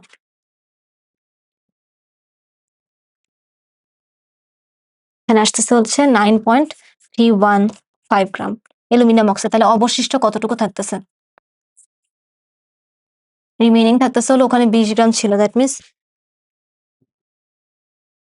এখানে থাকতেছিল অবশিষ্ট 10.685 গ্রাম। দ্যাট মিনস আমার এখানে অ্যান্সারটা হয় না, কিন্তু আছে 9.315 গ্রাম। 9.315 গ্রাম মানে তোমার লাগবে 20 গ্রাম হাইড্রোক্লোরিক অ্যাসিডের সাথে, শুধু এতটুকু হলেই হবে, আর এটা হচ্ছে অবশিষ্ট থাকবে। ঠিক আছে, এখন তুমি যদি কোশ্চেন ভালো মতো দিদি খেয়াল না করতা, তুমি 9.315 দেখে যদি দাগায় দাও, তাহলে পুরা ব্লান্ডার করে ফেলবা। সেই জিনিসগুলো খেয়াল রাখতে হবে। আচ্ছা এখন অ্যালুমিনিয়াম ক্লোরাইড উৎপন্ন কার উপর ডিপেন্ড করতেছে? সব লিমিটিং রিঅ্যাকট্যান্টের উপর। এই হাইড্রোক্লোরিন বিক্রিয়া যদি যেটা আগে শেষ হয়ে যাবে, ও তো আর অ্যালুমিনিয়াম যে অক্সাইড, ও তো আর একা একা বিক্রিয়া মানে উৎপাদ উৎপন্ন করতে পারবে না। সো সবকিছু কিসের উপর নির্ভর করে? লিমিটিং রিঅ্যাকট্যান্টের উপর। তাহলে এখানে তোমার আছে হলো অ্যালুমিনিয়াম ক্লোরাইড 102 গ্রাম থেকে 267 গ্রাম উৎপন্ন হচ্ছে। 267, তাহলে এখানে 20 গ্রাম থেকে উৎপন্ন হবে। দেখো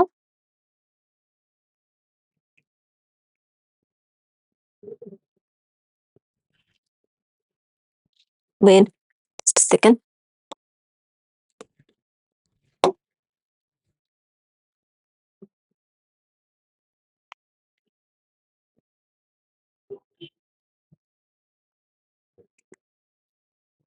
ওয়েট,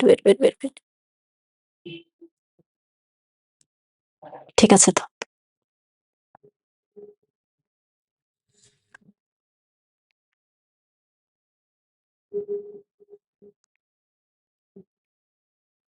ও আচ্ছা আচ্ছা আচ্ছা, সরি। এখানে এখানে আমি অ্যালুমিনিয়াম অক্সাইড এটা ধরে ফেলছি। এক্সট্রিমলি আমি মুখে বললাম একটা, করে ফেললাম আরেকটা। এখানে তো তোমার লিমিটিং রিঅ্যাকট্যান্ট হচ্ছে হলো HCl, তাহলে আমার HCl এর উপর ডিপেন্ড করবে 219 গ্রাম থেকে 267 গ্রাম। আচ্ছা তোমাদেরকে বলতে গিয়ে আপুই ব্লান্ডার করে ফেলছি। তাহলে এখানে কত হইতেছে? 20 গ্রাম থেকে কতটুকু উৎপন্ন হবে দেখো। এই জন্য তো বলি যে এখানে কি আবার অপশন কি মিস আছে কি না, নাকি কি হলো? একটা তো অলরেডি বাদ চলেই গেল। তো ওকে তো হইতে হবে। আচ্ছা দেখি।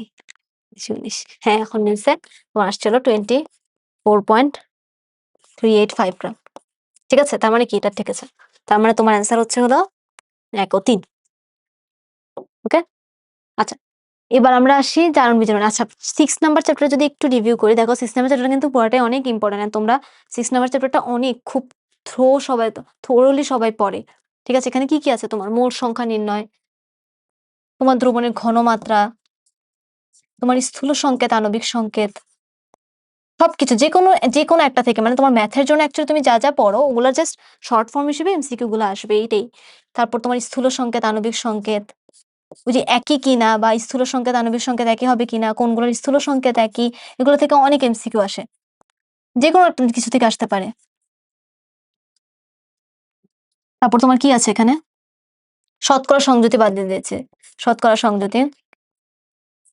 তারপর তোমার লিমিটিং রিঅ্যাক্ট্যান্ট,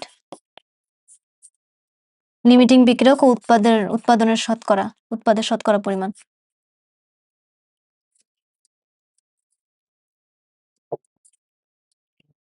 উৎপাদের শতকরা। এইগুলো থেকে তোমরা ম্যাথও করো, আর এগুলো থেকে দেখা যায় যে ঘুরে ফিরে এমসিকিউ আসে। সো আলাদা আবার প্রিপারেশনের ওভাবে হয় না।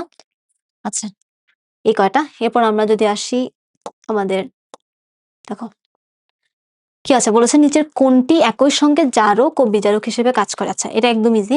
আমরা কি জানি? জারণ মানে জারণ মানে কি? ছাড়ন। আর বিজারণ মানে কি? গ্রহণ। আর মনে রাখবা, যার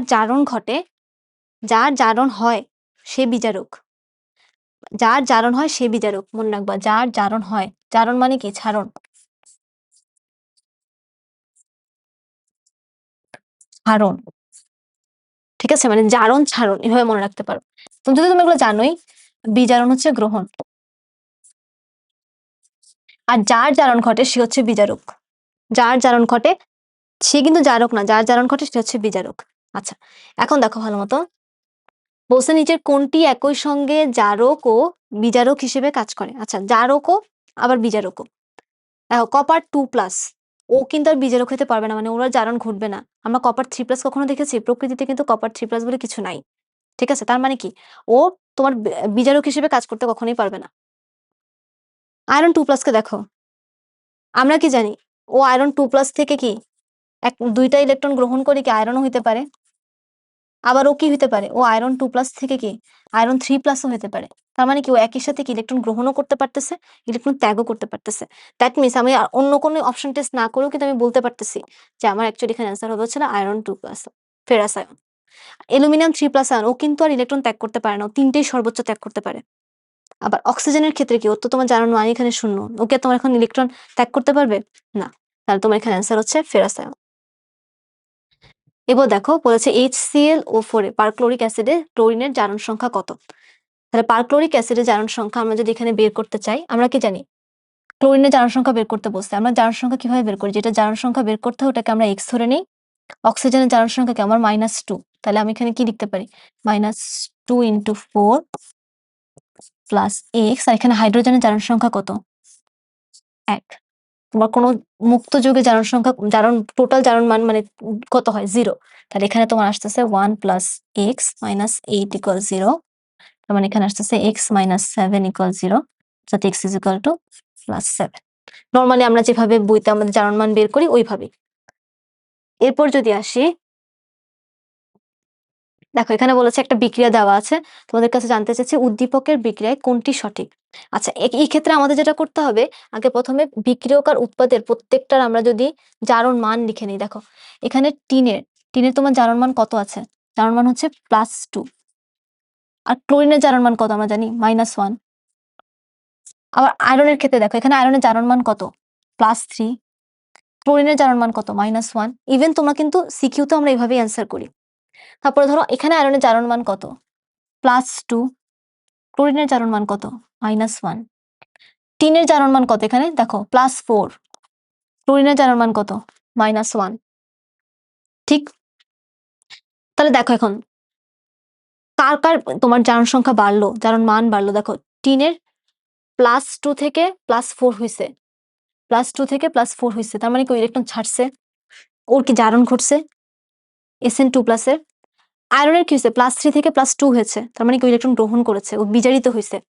তার মানে কি আয়রন 3+ এখানে আয়রন 3+ বিজারিত হয়েছে, কথাটা সত্যি। বলছে ক্লোরিনের দেখো, ক্লোরিনের কিন্তু সব জায়গায় মানে উৎপাদও তোমার -1, বিক্রিয়কেও -1। তার মানে কি ক্লোরিন হচ্ছে এখানে তো ক্লোরাইড, যার তোমার মানে জিনিসটা হচ্ছে কি দর্শকায়ন তাদেরকে বলা যারা বিক্রিয়ায় মানে অংশগ্রহণ করে না কিন্তু বিক্রিয়ায় উপস্থিত থাকে, ওদেরকে দর্শকায়ন বলা হয়। আর জারণ বিজারণের ক্ষেত্রে দর্শকায়ন হচ্ছে যাদের জারণ মানের পরিবর্তন হয় না। মানে দর্শকায়ন জিনিসটা এমন না যে সবার ক্ষেত্রে জারণ মানের পরিবর্তন হয় না, এমন না। দর্শকায়ন কথার মানে হচ্ছে তুমি বিক্রিয়ায় উপস্থিত থাকবা কিন্তু অংশগ্রহণ করবা না।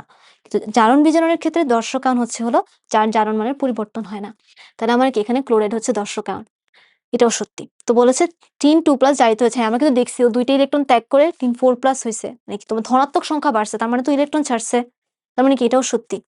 তার মানে কি 3টাই সত্যি। ঠিক আছে? এই দেখো এরকম কি করে কিন্তু আসতে পারে। মানে তোমরা সিকিউতেও কিন্তু ফার্স্টে কি করবা? বিক্রিয়কের আগে ১ম এ জারণ মানটা লিখে নিবা, এরপরে উৎপাদের জারণ মান। ঠিক আছে? এরপরে দেখো আমরা এই চ্যাপ্টারে আসছি।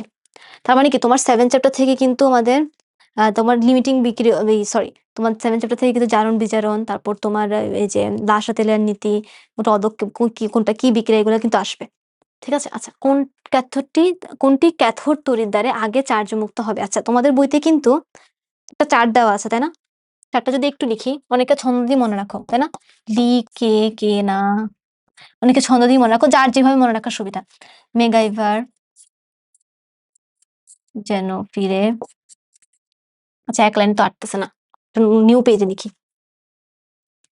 নিউ পেজে লিখি, তোমাদের বইতেই আছে অনেক সুন্দর করে। তো তোমার যার যেভাবে মন চায়, লি, কে না, মেগাইভার এলো যেন ফিরে, সোনা পাবে হায়, আটতেছে না আমার এখানে, হাজি আজ, আচ্ছা ইয়া করে লিখে ফেলছি, এগুলো সেম না আসলে, একটু উপর থেকে যদি লেখা যেত তাহলে ভালো হতো। যাই হোক, এখানে lithium plus, calcium plus, calcium 2+,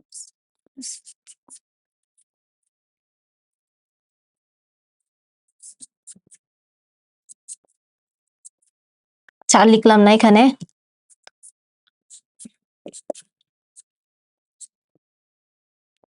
আচ্ছা দেখো, লি তোমরা ওই যে তোমাদের বইতে সুন্দর করে লেখা আছে লি, কে না, মেঘা, এগুলো সবগুলা এখানে তোমার নিচে নামলে কি হয়? নিচে নামা মানে হচ্ছে কি তোমার দেখো, তোমার যত নিচে নামতেছো তোমার ওদের চার্জ মুক্ত হওয়ার প্রবণতা বাড়তেছে, যত নিচে নামতেছো ওদের চার্জ মুক্ত হওয়ার প্রবণতা বাড়ে, চার্জ মুক্ত হওয়ার প্রবণতা বাড়ে।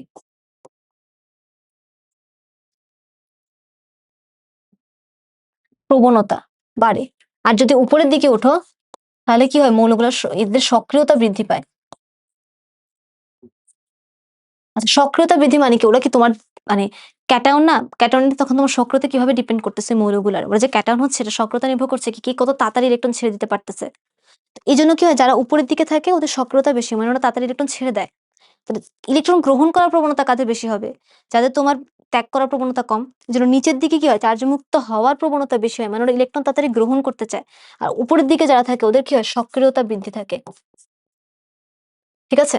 আচ্ছা, এই ৪ টা একটু কষ্ট করে তোমাদের মনে রাখতে হবে, ক্যাটায়ন অ্যানায়ন ২ টেই। বইয়ের মধ্যে তোমরা যেভাবে মনে রাখো, ছড়া দিয়ে মনে রাখো, যার অনেকে বাংলা ছড়া, ইংলিশ ছড়া, যার যেভাবে মন চায় তোমরা জাস্ট এটা মনে রাখবা। যেকোনো একটা মনে রাখবা। এটা মনে রাখা হয় সক্রিয়তার কথা মনে রাখো, নাহলে চার্জ মুক্ত হওয়ার কথা মনে রাখো। যে আমি নিচের দিকে নামলে চার্জ মুক্ত থাকে, তার মানে সক্রিয়তা হবে উল্টাটা। আবার সক্রিয়তাটা মনে রাখলে চার্জ মুক্ত হওয়ার কথা ভুলে যাও। মানে তুমি মাথায় যেকোনো একটা রাখো, অথবা ২ টা নিলে তারপর তুমি গুলায় ফেলবা যে কোনটা উপর থেকে নিচে বেশি ছিল, কোনটা নিচ থেকে উপরে বেশি ছিল, এটা তুমি গুলায় ফেলবা। সো যেকোনো একটা মাথায় রাখো। ঠিক আছে? আচ্ছা, এখানে কি ছিল? বলছে কোনটা ক্যাথোড তড়িৎদ্বারে আগে চার্জ মুক্ত হবে। তার মানে যার সক্রিয়তা কম, যে ইলেকট্রন তাড়াতাড়ি ছেড়ে দিতে পারে না। রাইট? সো আমি কি দেখছি? নিচের দিকে নামলে আমার চার্জ মুক্ত হওয়ার প্রবণতা বাড়তেছে। সো দেখো কে নিচে আছে? একটু যদি দেখো। ওয়েট। হ্যাঁ, নিচে আছে দেখো। Magnesium, aluminium, zinc, iron, tin, lead, তারপর hydrogen, copper, mercury, silver, platinum, gold. এর মধ্যে তোমার নিচে আছে হলো দেখো, ওদের মধ্যে সবচেয়ে নিচে আছে কিন্তু লিড। লিডের 2+ কিন্তু সবচেয়ে নিচে আছে, দেখো একটু যদি দেখাই, যদি এখানে ছোট হয়ে গেছে, এই যে দেখো ও আছে নিচে সবার, ও সবার নিচে আছে, দেখছো? ওখানে যতগুলো অপশন আছে ওদের নিচে আছে, তাই ও হবে এখানে উত্তর। ঠিক আছে? আচ্ছা, এরপরে দেখো, এটা যে একটু আগে যেটা বললাম তোমাদের দর্শকায়নের কথা, যে দর্শকায়ন সবসময় যে যাদের জার্মান মান সমান থাকে এমনটা না। দর্শকায়ন হচ্ছে হলো তোমার যারা বিক্রিয়ায় অংশগ্রহণ করে, মানে উপস্থিত থাকে কিন্তু অংশগ্রহণ করে না, তারা হচ্ছে দর্শকায়ন। এখন এখানে কি হয়, এটা হচ্ছে তোমার আমরা দেখেই বুঝতে পারতেছি, এটা প্রশমন বিক্রিয়া, এসিড আর ক্ষারের মধ্যে বিক্রিয়া হচ্ছে, লবণ আর পানি উৎপন্ন হচ্ছে। তো অ্যাকচুয়ালি প্রশমন বিক্রিয়া যে যে মেইন রিঅ্যাকশন, সেটা হচ্ছে তোমার পানি উৎপাদের রিঅ্যাকশন, এটাই কিন্তু তোমার মেইন বিক্রিয়া। আর লবণ যে থাকে, লবণের যে আয়নগুলা, লবণের আয়নগুলা কি থাকে? এখানে দর্শকায়ন হিসেবে থাকে। তাহলে এখানে তোমার দেখো ক নাম্বার হচ্ছে অ্যান্সার। মানে কি ওরা দর্শকায়ন হিসেবে আছে। এখানে দেখো লবণের যে ধনাত্মক আয়নটা সেটা আসছে কোত্থেকে? ক্ষার থেকে। আর লবণের যে ঋণাত্মক আয়নটা সেটা আসছে অ্যাসিড থেকে। ঠিক আছে? এই কথাটা মাথায় রাখবা। লবণের ধনাত্মক আয়নটা আসে ক্ষার থেকে, আর ঋণাত্মক আয়নটা আসে আমার অ্যাসিড থেকে। ওকে? আচ্ছা। এরপরে দেখো, বলছে কক্ষ তাপমাত্রায় 0.1 মোলার সোডিয়াম ক্লোরাইডের জলীয় দ্রবণে ক্লোরাইড আয়নের ঘনমাত্রা হাইড্রোক্সাইডের আয়নের ঘনমাত্রা কত গুণ? তোমাদের বইতেই আছে 10⁶ গুণ। আচ্ছা, এখন দেখো তোমাদের কিন্তু জিনিসগুলো ডিপেন্ড করে শুধু যে সক্রিয়তার উপর ডিপেন্ড করতেছে কে আগে চার্জ মুক্ত হবে বা হবে না, এটার থেকে এটার উপর তারপরে কে ডিপেন্ড করতেছে, এটার উপর ডিপেন্ড যারা মাঝামাঝি পর্যায়ে আছে, যারা মাঝামাঝি পর্যায়ে আছে তাদের ক্ষেত্রে কিন্তু আবার ঘনমাত্রার ব্যাপারটা চলে আসে। ওই যে যেটা বললাম তোমাদেরকে আয়ন আর ক্যাটায়ন, আমি অ্যানায়নেরটা দেখাই নাই। অ্যানায়নেরটা যদি দেখাই একটু, সক্রিয়তার সিরিজ কোথায় গেল আবার? আয়নের ক্ষেত্রে কি হয়? অ্যানায়নের ক্ষেত্রে এখানে Cl মাইনাস এটা, তাই না? তো তোমার কি হয় যে মাঝামাঝিতে যারা আছে, যে ওরা কি হয় তোমার, ওদের হলো তোমার সক্রিয়তা ডিপেন্ড তো করেই, সাথে যদি ঘনমাত্রা ফ্যাক্টটা চলে আসে তখন ঘনমাত্রাকে আমরা বেশি প্রায়োরিটি দিই। ঠিক আছে? এটা তোমরা সোডিয়াম ক্লোরাইডের জলীয় দ্রবণই দেখেছো। ওকে? এটা সলভ, হ্যাঁ, এটা সলভ হয়েছে। এবার দেখো বলছে নিচের কোনটি, আচ্ছা টিন আর টিনের 2+ এ দেওয়া আছে, তো বলছে সঠিক অর্ধকোষ তড়িৎদ্বার বিক্রিয়া। দেখো ও ফার্স্টে ৬ ছিল, আচ্ছা তার মানে কি ও ২ টা ইলেকট্রন ত্যাগ করছে, ত্যাগ করার পর ও একটা ক্যাটায়ন উৎপন্ন হয়েছে। তো দেখো এখানে প্রথমটাই ঠিক দেখতে পাচ্ছি, তাও যদি তুমি অন্যগুলো দেখো, এটা কিন্তু উভমুখী দেওয়া আছে, এটা হবে না, এটাও হবে না। ও তো ডিরেক্ট ত্যাগ করে ফেলছে, ও আবার ইলেকট্রন দিয়ে দিলে এখানে কিভাবে উভমুখী হবে? আবার এখানে এটা আছে, এটা না। আমাদের কি হয়, ও তড়িৎদ্বারটা কি করে? ইলেকট্রন ছেড়ে দেয়, তারপর ও ক্যাটায়নে পরিণত হয়। ওকে? ওকে দেখো এখানে দিছে ইলেকট্রন গ্রহণ করেও ক্যাটায়ন হয়েছে, এটা তো ভুলই। ওকে? বলছে ড্রাই সেলের কাই মানে পেস্ট প্রস্তুতিতে নিচের কোনটি ব্যবহৃত হয়? এটা তোমাদের বইতে ডিরেক্টলি আছে অ্যান্সার, ম্যাঙ্গানিজ ডাইঅক্সাইড। এবার দেখো বন্ধন শক্তি। হুম, বন্ধন শক্তি তোমরা এগুলা ম্যাথও করো, দেখো এটা আগে বোর্ডে এমসিকিউ তো আসছে, একদম ইজি। তুমি যদি একটু করো, দেখো আমি যদি একটু বন্ড গুলা ডিরেক্ট লিখে দেই, ২ টা হাইড্রোজেন বন্ড আছে এখানে, হাইড্রোজেন বন্ড হাইড্রোজেন প্লাস, তারপরে এখানে উৎপাদ হিসেবে আছে হচ্ছে হলো,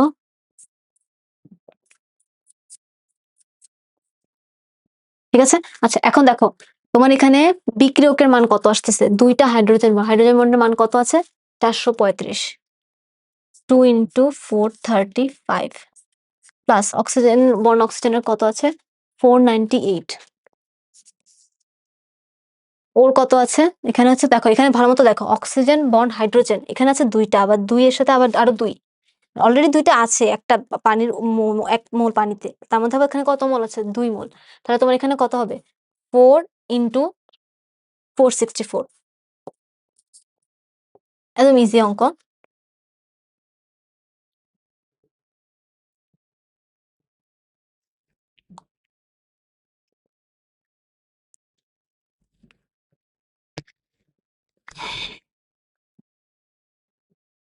তাহলে তোমার এখানে আসতেছে -488 কিলোজুল।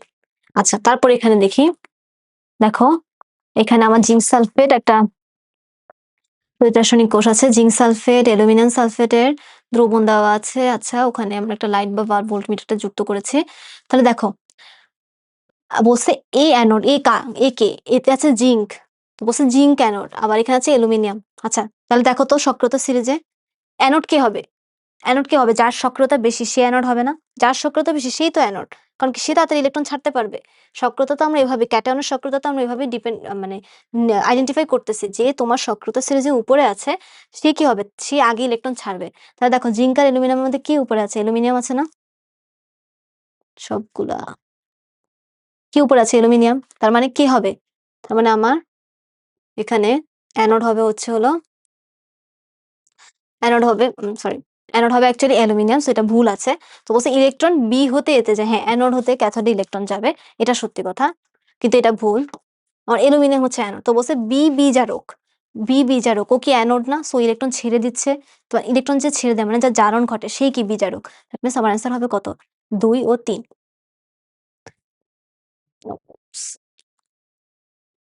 দেখো এটা হলো তোমাদের একদম মানে থিওরি বেসড কোশ্চেন। কারণ নাইট্রিক ঢাকা বোর্ড 25 আসছে দেখছো?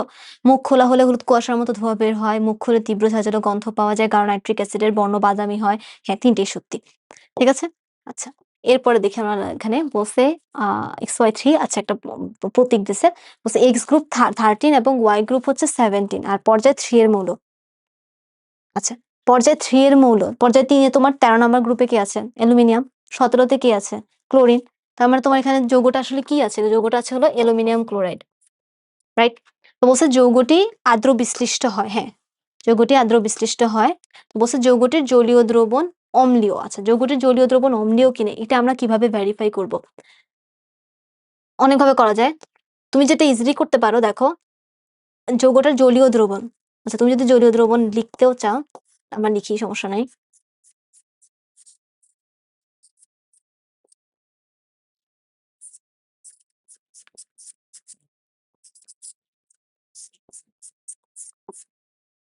এখন দেখো কে বেশি সক্রিয়?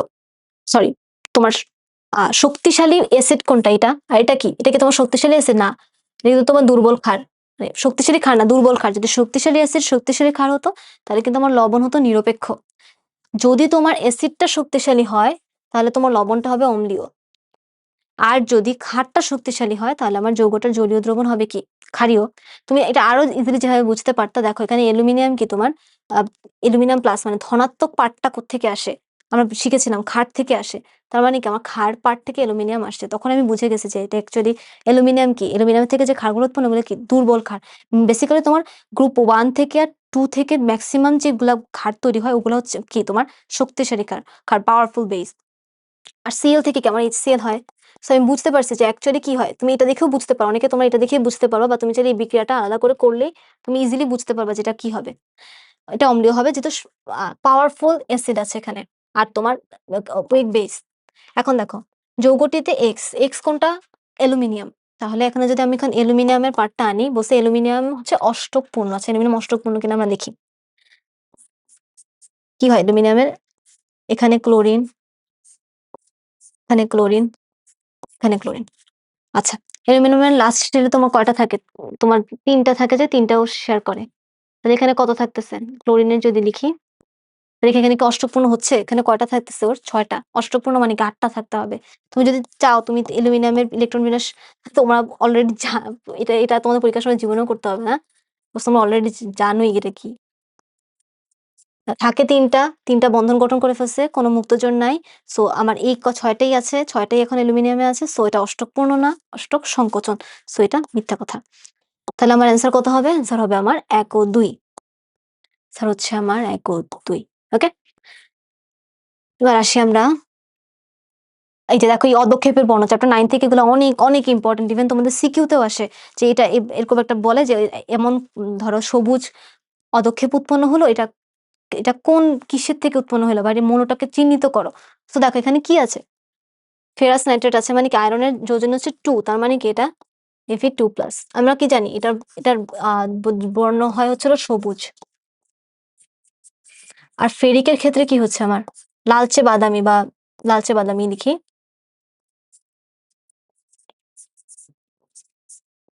লালচে বাদামি। আর তোমার কপারের ক্ষেত্রে কি হয়? হালকা নীল।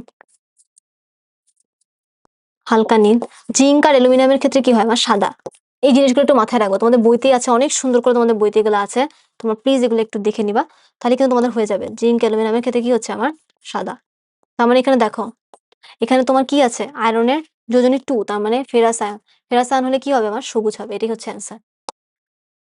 দেখো, একদম বেসড কোয়েশ্চেন যে ছক আছে একটা পিএইচ এর। মানুষের সুস্থ ত্বকের পিএইচ মান সাধারণত কত সীমার মধ্যে থাকে? এটা আমরা জানি 4.8 থেকে 5.5।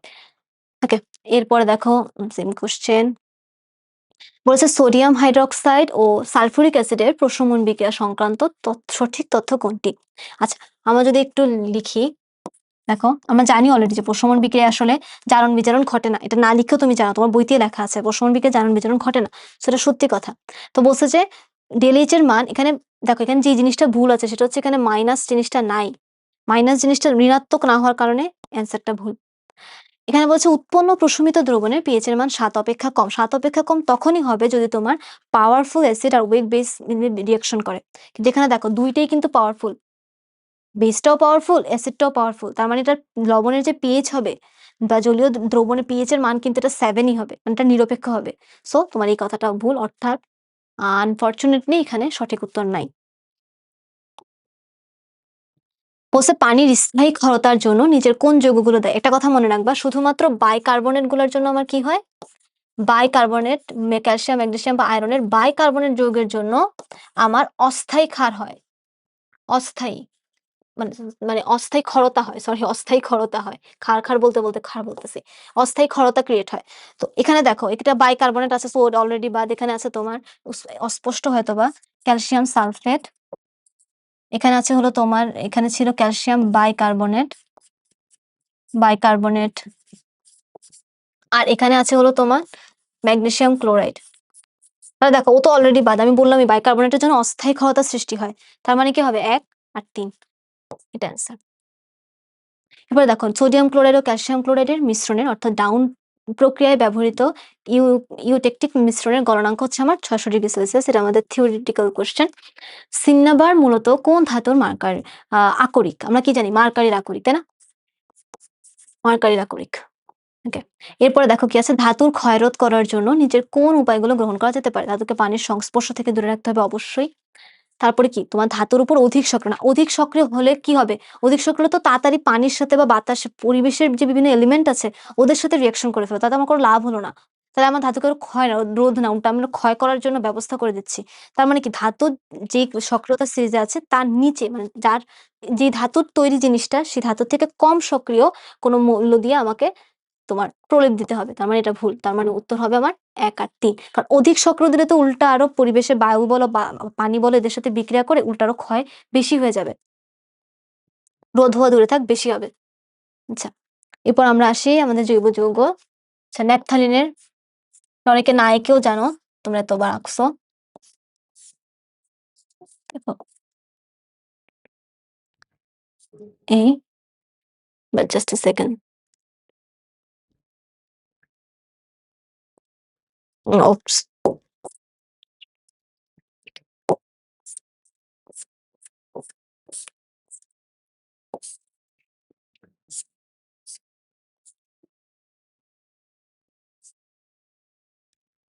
হুম, দেখো কয়টা আছে? বলছে কি অণুতে কয়টা দুর্বল বন্ধন রয়েছে। দুর্বল বন্ধন মানে তো আমরা জানি কি pi bond. Pi bond easily ভেঙে যায়। কারণ আর তোমার সিগমা বন্ড কি শক্তিশালী, যার কারণে কি হয় অ্যালকেন গুলা নিষ্ক্রিয় হয়, প্যারাফিনস হয়। শক্তিশালী হওয়ার কারণে ওরা কোনো সংযোজন বিক্রিয়া দেয় না, ওদের বন্ডটা ভাঙতে চায় না। তার মানে দুর্বল বন্ধন তোমার বোঝাচ্ছে কি পাই বন্ড। তাহলে পাই বন্ড হলে তোমার দেখো এগুলো কি পাই বন্ড না? পাই বন্ড, তাহলে পাই বন্ড কয়টা আছে? একটা, দুইটা, তিনটা। একটা, দুইটা, তিনটা, চারটা, পাঁচটা। পাঁচটা আছে। তাহলে তোমার ন্যাপথলিনের অণুতে কয়টা দুর্বল বন্ড আছে? 5টা। মানে তোমার পাই ইলেকট্রন কয়টা আছে? 5, একেকটাতে 2টা করে থাকে, মানে 10টা। যেকোনোটা আসতে পারে। এখানে বন্ধন ছিল, তোমার দিল। আচ্ছা, নিচের কোনটি সাইক্লোবিউটেনের সঠিক সংকেত? আচ্ছা, এখানে একটু ভুল আছে মানে যদি একটু ভালো মতো আঁকি তোমাদের বোঝানোর জন্য। সাইক্লোবিউটিন বলছে কিন্তু মানে কি বদ্ধ শিকল যৌগ।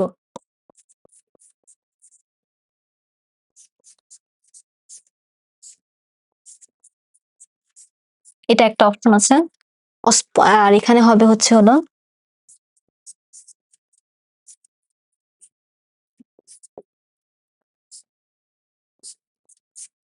এটা 2 নাম্বার অপশনে। 3 নাম্বারে আছে হলো দেখো H C bond C H.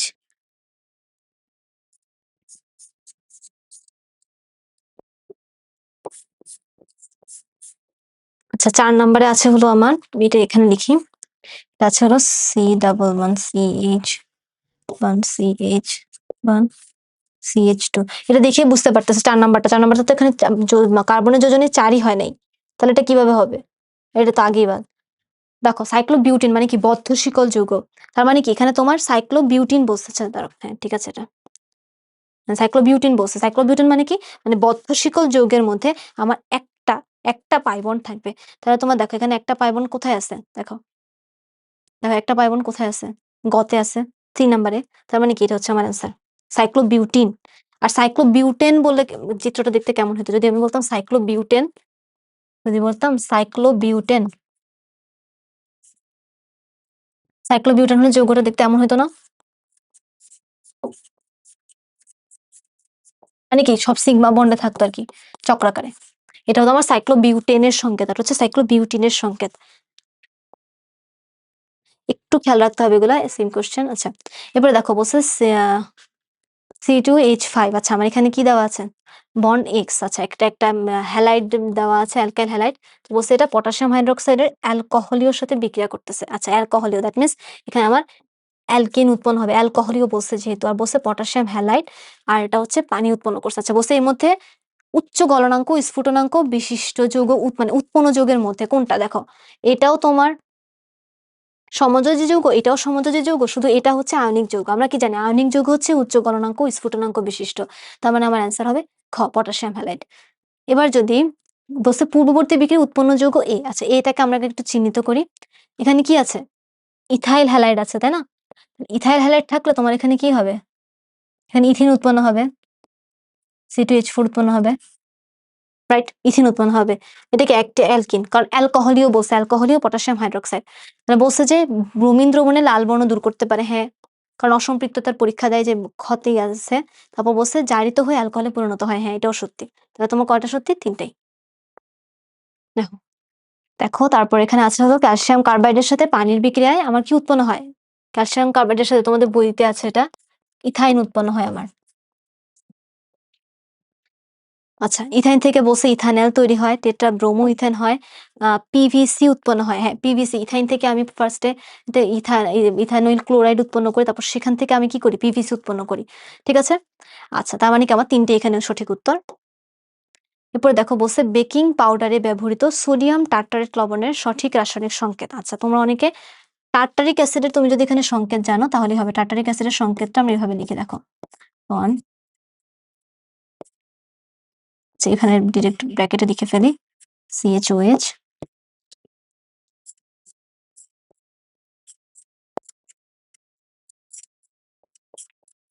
এটাকে COOH। এখন সোডিয়াম টার্টারেট বলছে। সোডিয়াম টার্টারেট মানে এখানে বোঝাচ্ছে কি তোমার দেখো এখানে জৈব অ্যাসিডের কি 2টা মূলক আছে, যে জৈব অ্যাসিডের 2টা মূলক আছে, যে এখান থেকে কি হবে? এখান থেকে ওদের দুইজনের থেকে হাইড্রোজেনটা উঠে যাবে। হাইড্রোজেনটা উঠে কি যোগ হবে? এখানে সোডিয়াম যোগ হবে খালি। এখানে কি হবে? হাইড্রোজেন উঠে গিয়ে জাস্ট সোডিয়াম যোগ হবে, COOH bond CHOH bond COOH। তার মানে তোমার এখানে কোন অ্যান্সারটা হচ্ছে? এখানে তোমার যদি তুমি এভাবে সংখ্যা হিসেবে লেখো তাহলে আসতেছে আমার Na2C4 অ্যান্ড হাইড্রোজেন আসতেছে হচ্ছে হলো এখানে 2টা 3টা 4টা H4, আর এখানে অক্সিজেন আসতেছে আমার 2 2 4 4 2 6 O6। মানে বুঝতে পারছো তোমার কোন অ্যান্সারটা হবে? দেখো কোথায় আছে, Na2C4H4O6 গ নাম্বার। এবার নেক্সট কোয়েশ্চেনে আসি। দেখো বলছে মাটিতে H+ আয়নের পরিমাণ, H+ আয়নের পরিমাণ মানে কিন্তু অম্লত্ব বাড়া। মানে আমার অম্ল যদি বেড়ে যায় তার মানে কি আমার ক্ষার যোগ করে ওটাকে প্রশমিত করতে হবে, কারণ ক্ষার আর এসিড মিলিয়ে তো লবণ আর পানি উৎপন্ন করে। তাহলে কি করতে হবে আমার? বলছে বৃদ্ধি পেলে, যে বলেই দিছে প্রশমন করার জন্য কোনটি প্রয়োগ করা উচিত। তা দেখো ক্যালসিয়াম কার্বনেট আছে, অ্যামোনিয়াম ক্লোরাইড আছে, ক্যালসিয়াম ক্লোরাইড আছে, অ্যামোনিয়াম সালফেট। আমরা জানি যে আমাদের যদি বেড়ে যায় তাহলে আমাদের চুন বা ক্যালসিয়াম কার্বনেট, চুনা পাথর যেটা আরকি, সেটা আমাদের যোগ করতে হয়। বলছে নিম্নোক্ত রাসায়নিক পদার্থগুলোর মধ্যে কোনটি সম্পূর্ণ অননুমোদিত ফুড প্রিজারভেটিভ। আমরা জানি যে এগুলো হচ্ছে তোমার সব অনুমোদিত, মানে এগুলো আমাদের কোনো ক্ষতি করে না, আমাদের শরীরের জন্য ক্ষতিকর না, কিন্তু ইথিলিনটাকে আমাদের শরীরের জন্য ক্ষতি করে, জন্য এটাকে অনুমোদন দেওয়া হয় না। ওকে, দেখো এই লাস্টের গুলো ছিল আমাদের চ্যাপ্টার 12 থেকে। সো মোটামুটি আমি তোমাদের সব 12টা চ্যাপ্টারের উপর একটা রিভিউ দিলাম যে তোমরা কোন টপিকগুলো বেস করবা। দেখো, আমি যে কোয়েশ্চেনগুলো দিচ্ছি তোমাদেরকে হয়তোবা ওগুলো হুবহু আসবে না। কিন্তু জিনিসটা কি হয়? অন্য মৌল দিয়ে দিল। অন্য একটা ধরো ম্যাথের মধ্যে ওনার 6ষ্ঠ 6 চ্যাপ্টারের যে ম্যাথ, ওখানে ম্যাথের মধ্যে অন্য একটা যৌগ দিয়ে দিল। বা ওখানে আমি আমি দ্রব্য বের করে দেখাইছি, ওখানে ঘনমাত্রা বের করতে বলল। আমি শতকরা সংযুতি বের করে দেখাইছি, এখানে অন্য কোনো মৌলের শতকরা সংযুতি বের করতে বলল। সো জিনিসগুলো কিন্তু এই টপিকগুলোর মধ্যেই মানে নাড়াচাড়া দিয়ে টিচাররা কোয়েশ্চেন করবে। সো তোমরা যদি এই টপিকগুলো ভালোমতো করো, মানে এই টপিকগুলো ভালোমতো যদি একবার তোমার প্রি-টেস্টের আগে রিভিউ দিতে পারো, আই হোপ যে তোমরা 25 বা মানে তোমাদের এমসিকিউ তো 25 মার্কের হবে প্রি-টেস্টে। আই হোপ সো এরকম হয় অনেক সব ম্যাক্সিমাম স্কুলে। যেটাই হোক তুমি একটা ভালো নাম্বার ক্যারি করতে পারবা। ইনশাআল্লাহ তোমাদের টেস্টের আগে তোমাদের আরো একটা এমসিকিউ ওয়ান শট নিয়ে আমি হাজির হব। ওখানে আরো ডেপথ বেসিক নিয়ে আমি তোমাদের সাথে কথা বলব। যেহেতু তোমাদের প্রি-টেস্ট খুব একদম আসন্ন বা হয়তোবা ভিডিও যখন আপলোড হবে অনেকে শুরুও হয়ে যাবে। সো তোমার শর্ট ডিউরেশন এর মধ্যে কিভাবে সবগুলা টপিক কভার দিয়ে তোমাদের প্রি-টেস্ট এমসিকিউ কেমিস্ট্রি এমসিকিউতে একটা ভালো নাম্বার ক্যারিয়ার করতে পারবা। সেজন্য কিন্তু আজকের জন্য তোমাদের এই ক্লাস রেকর্ড। সো তোমরা সবাই ভালো থাকবে, সুস্থ থাকবে। তোমাদের সবার প্রি-টেস্ট এক্সামের জন্য শুভকামনা রইল। আল্লাহ হাফেজ।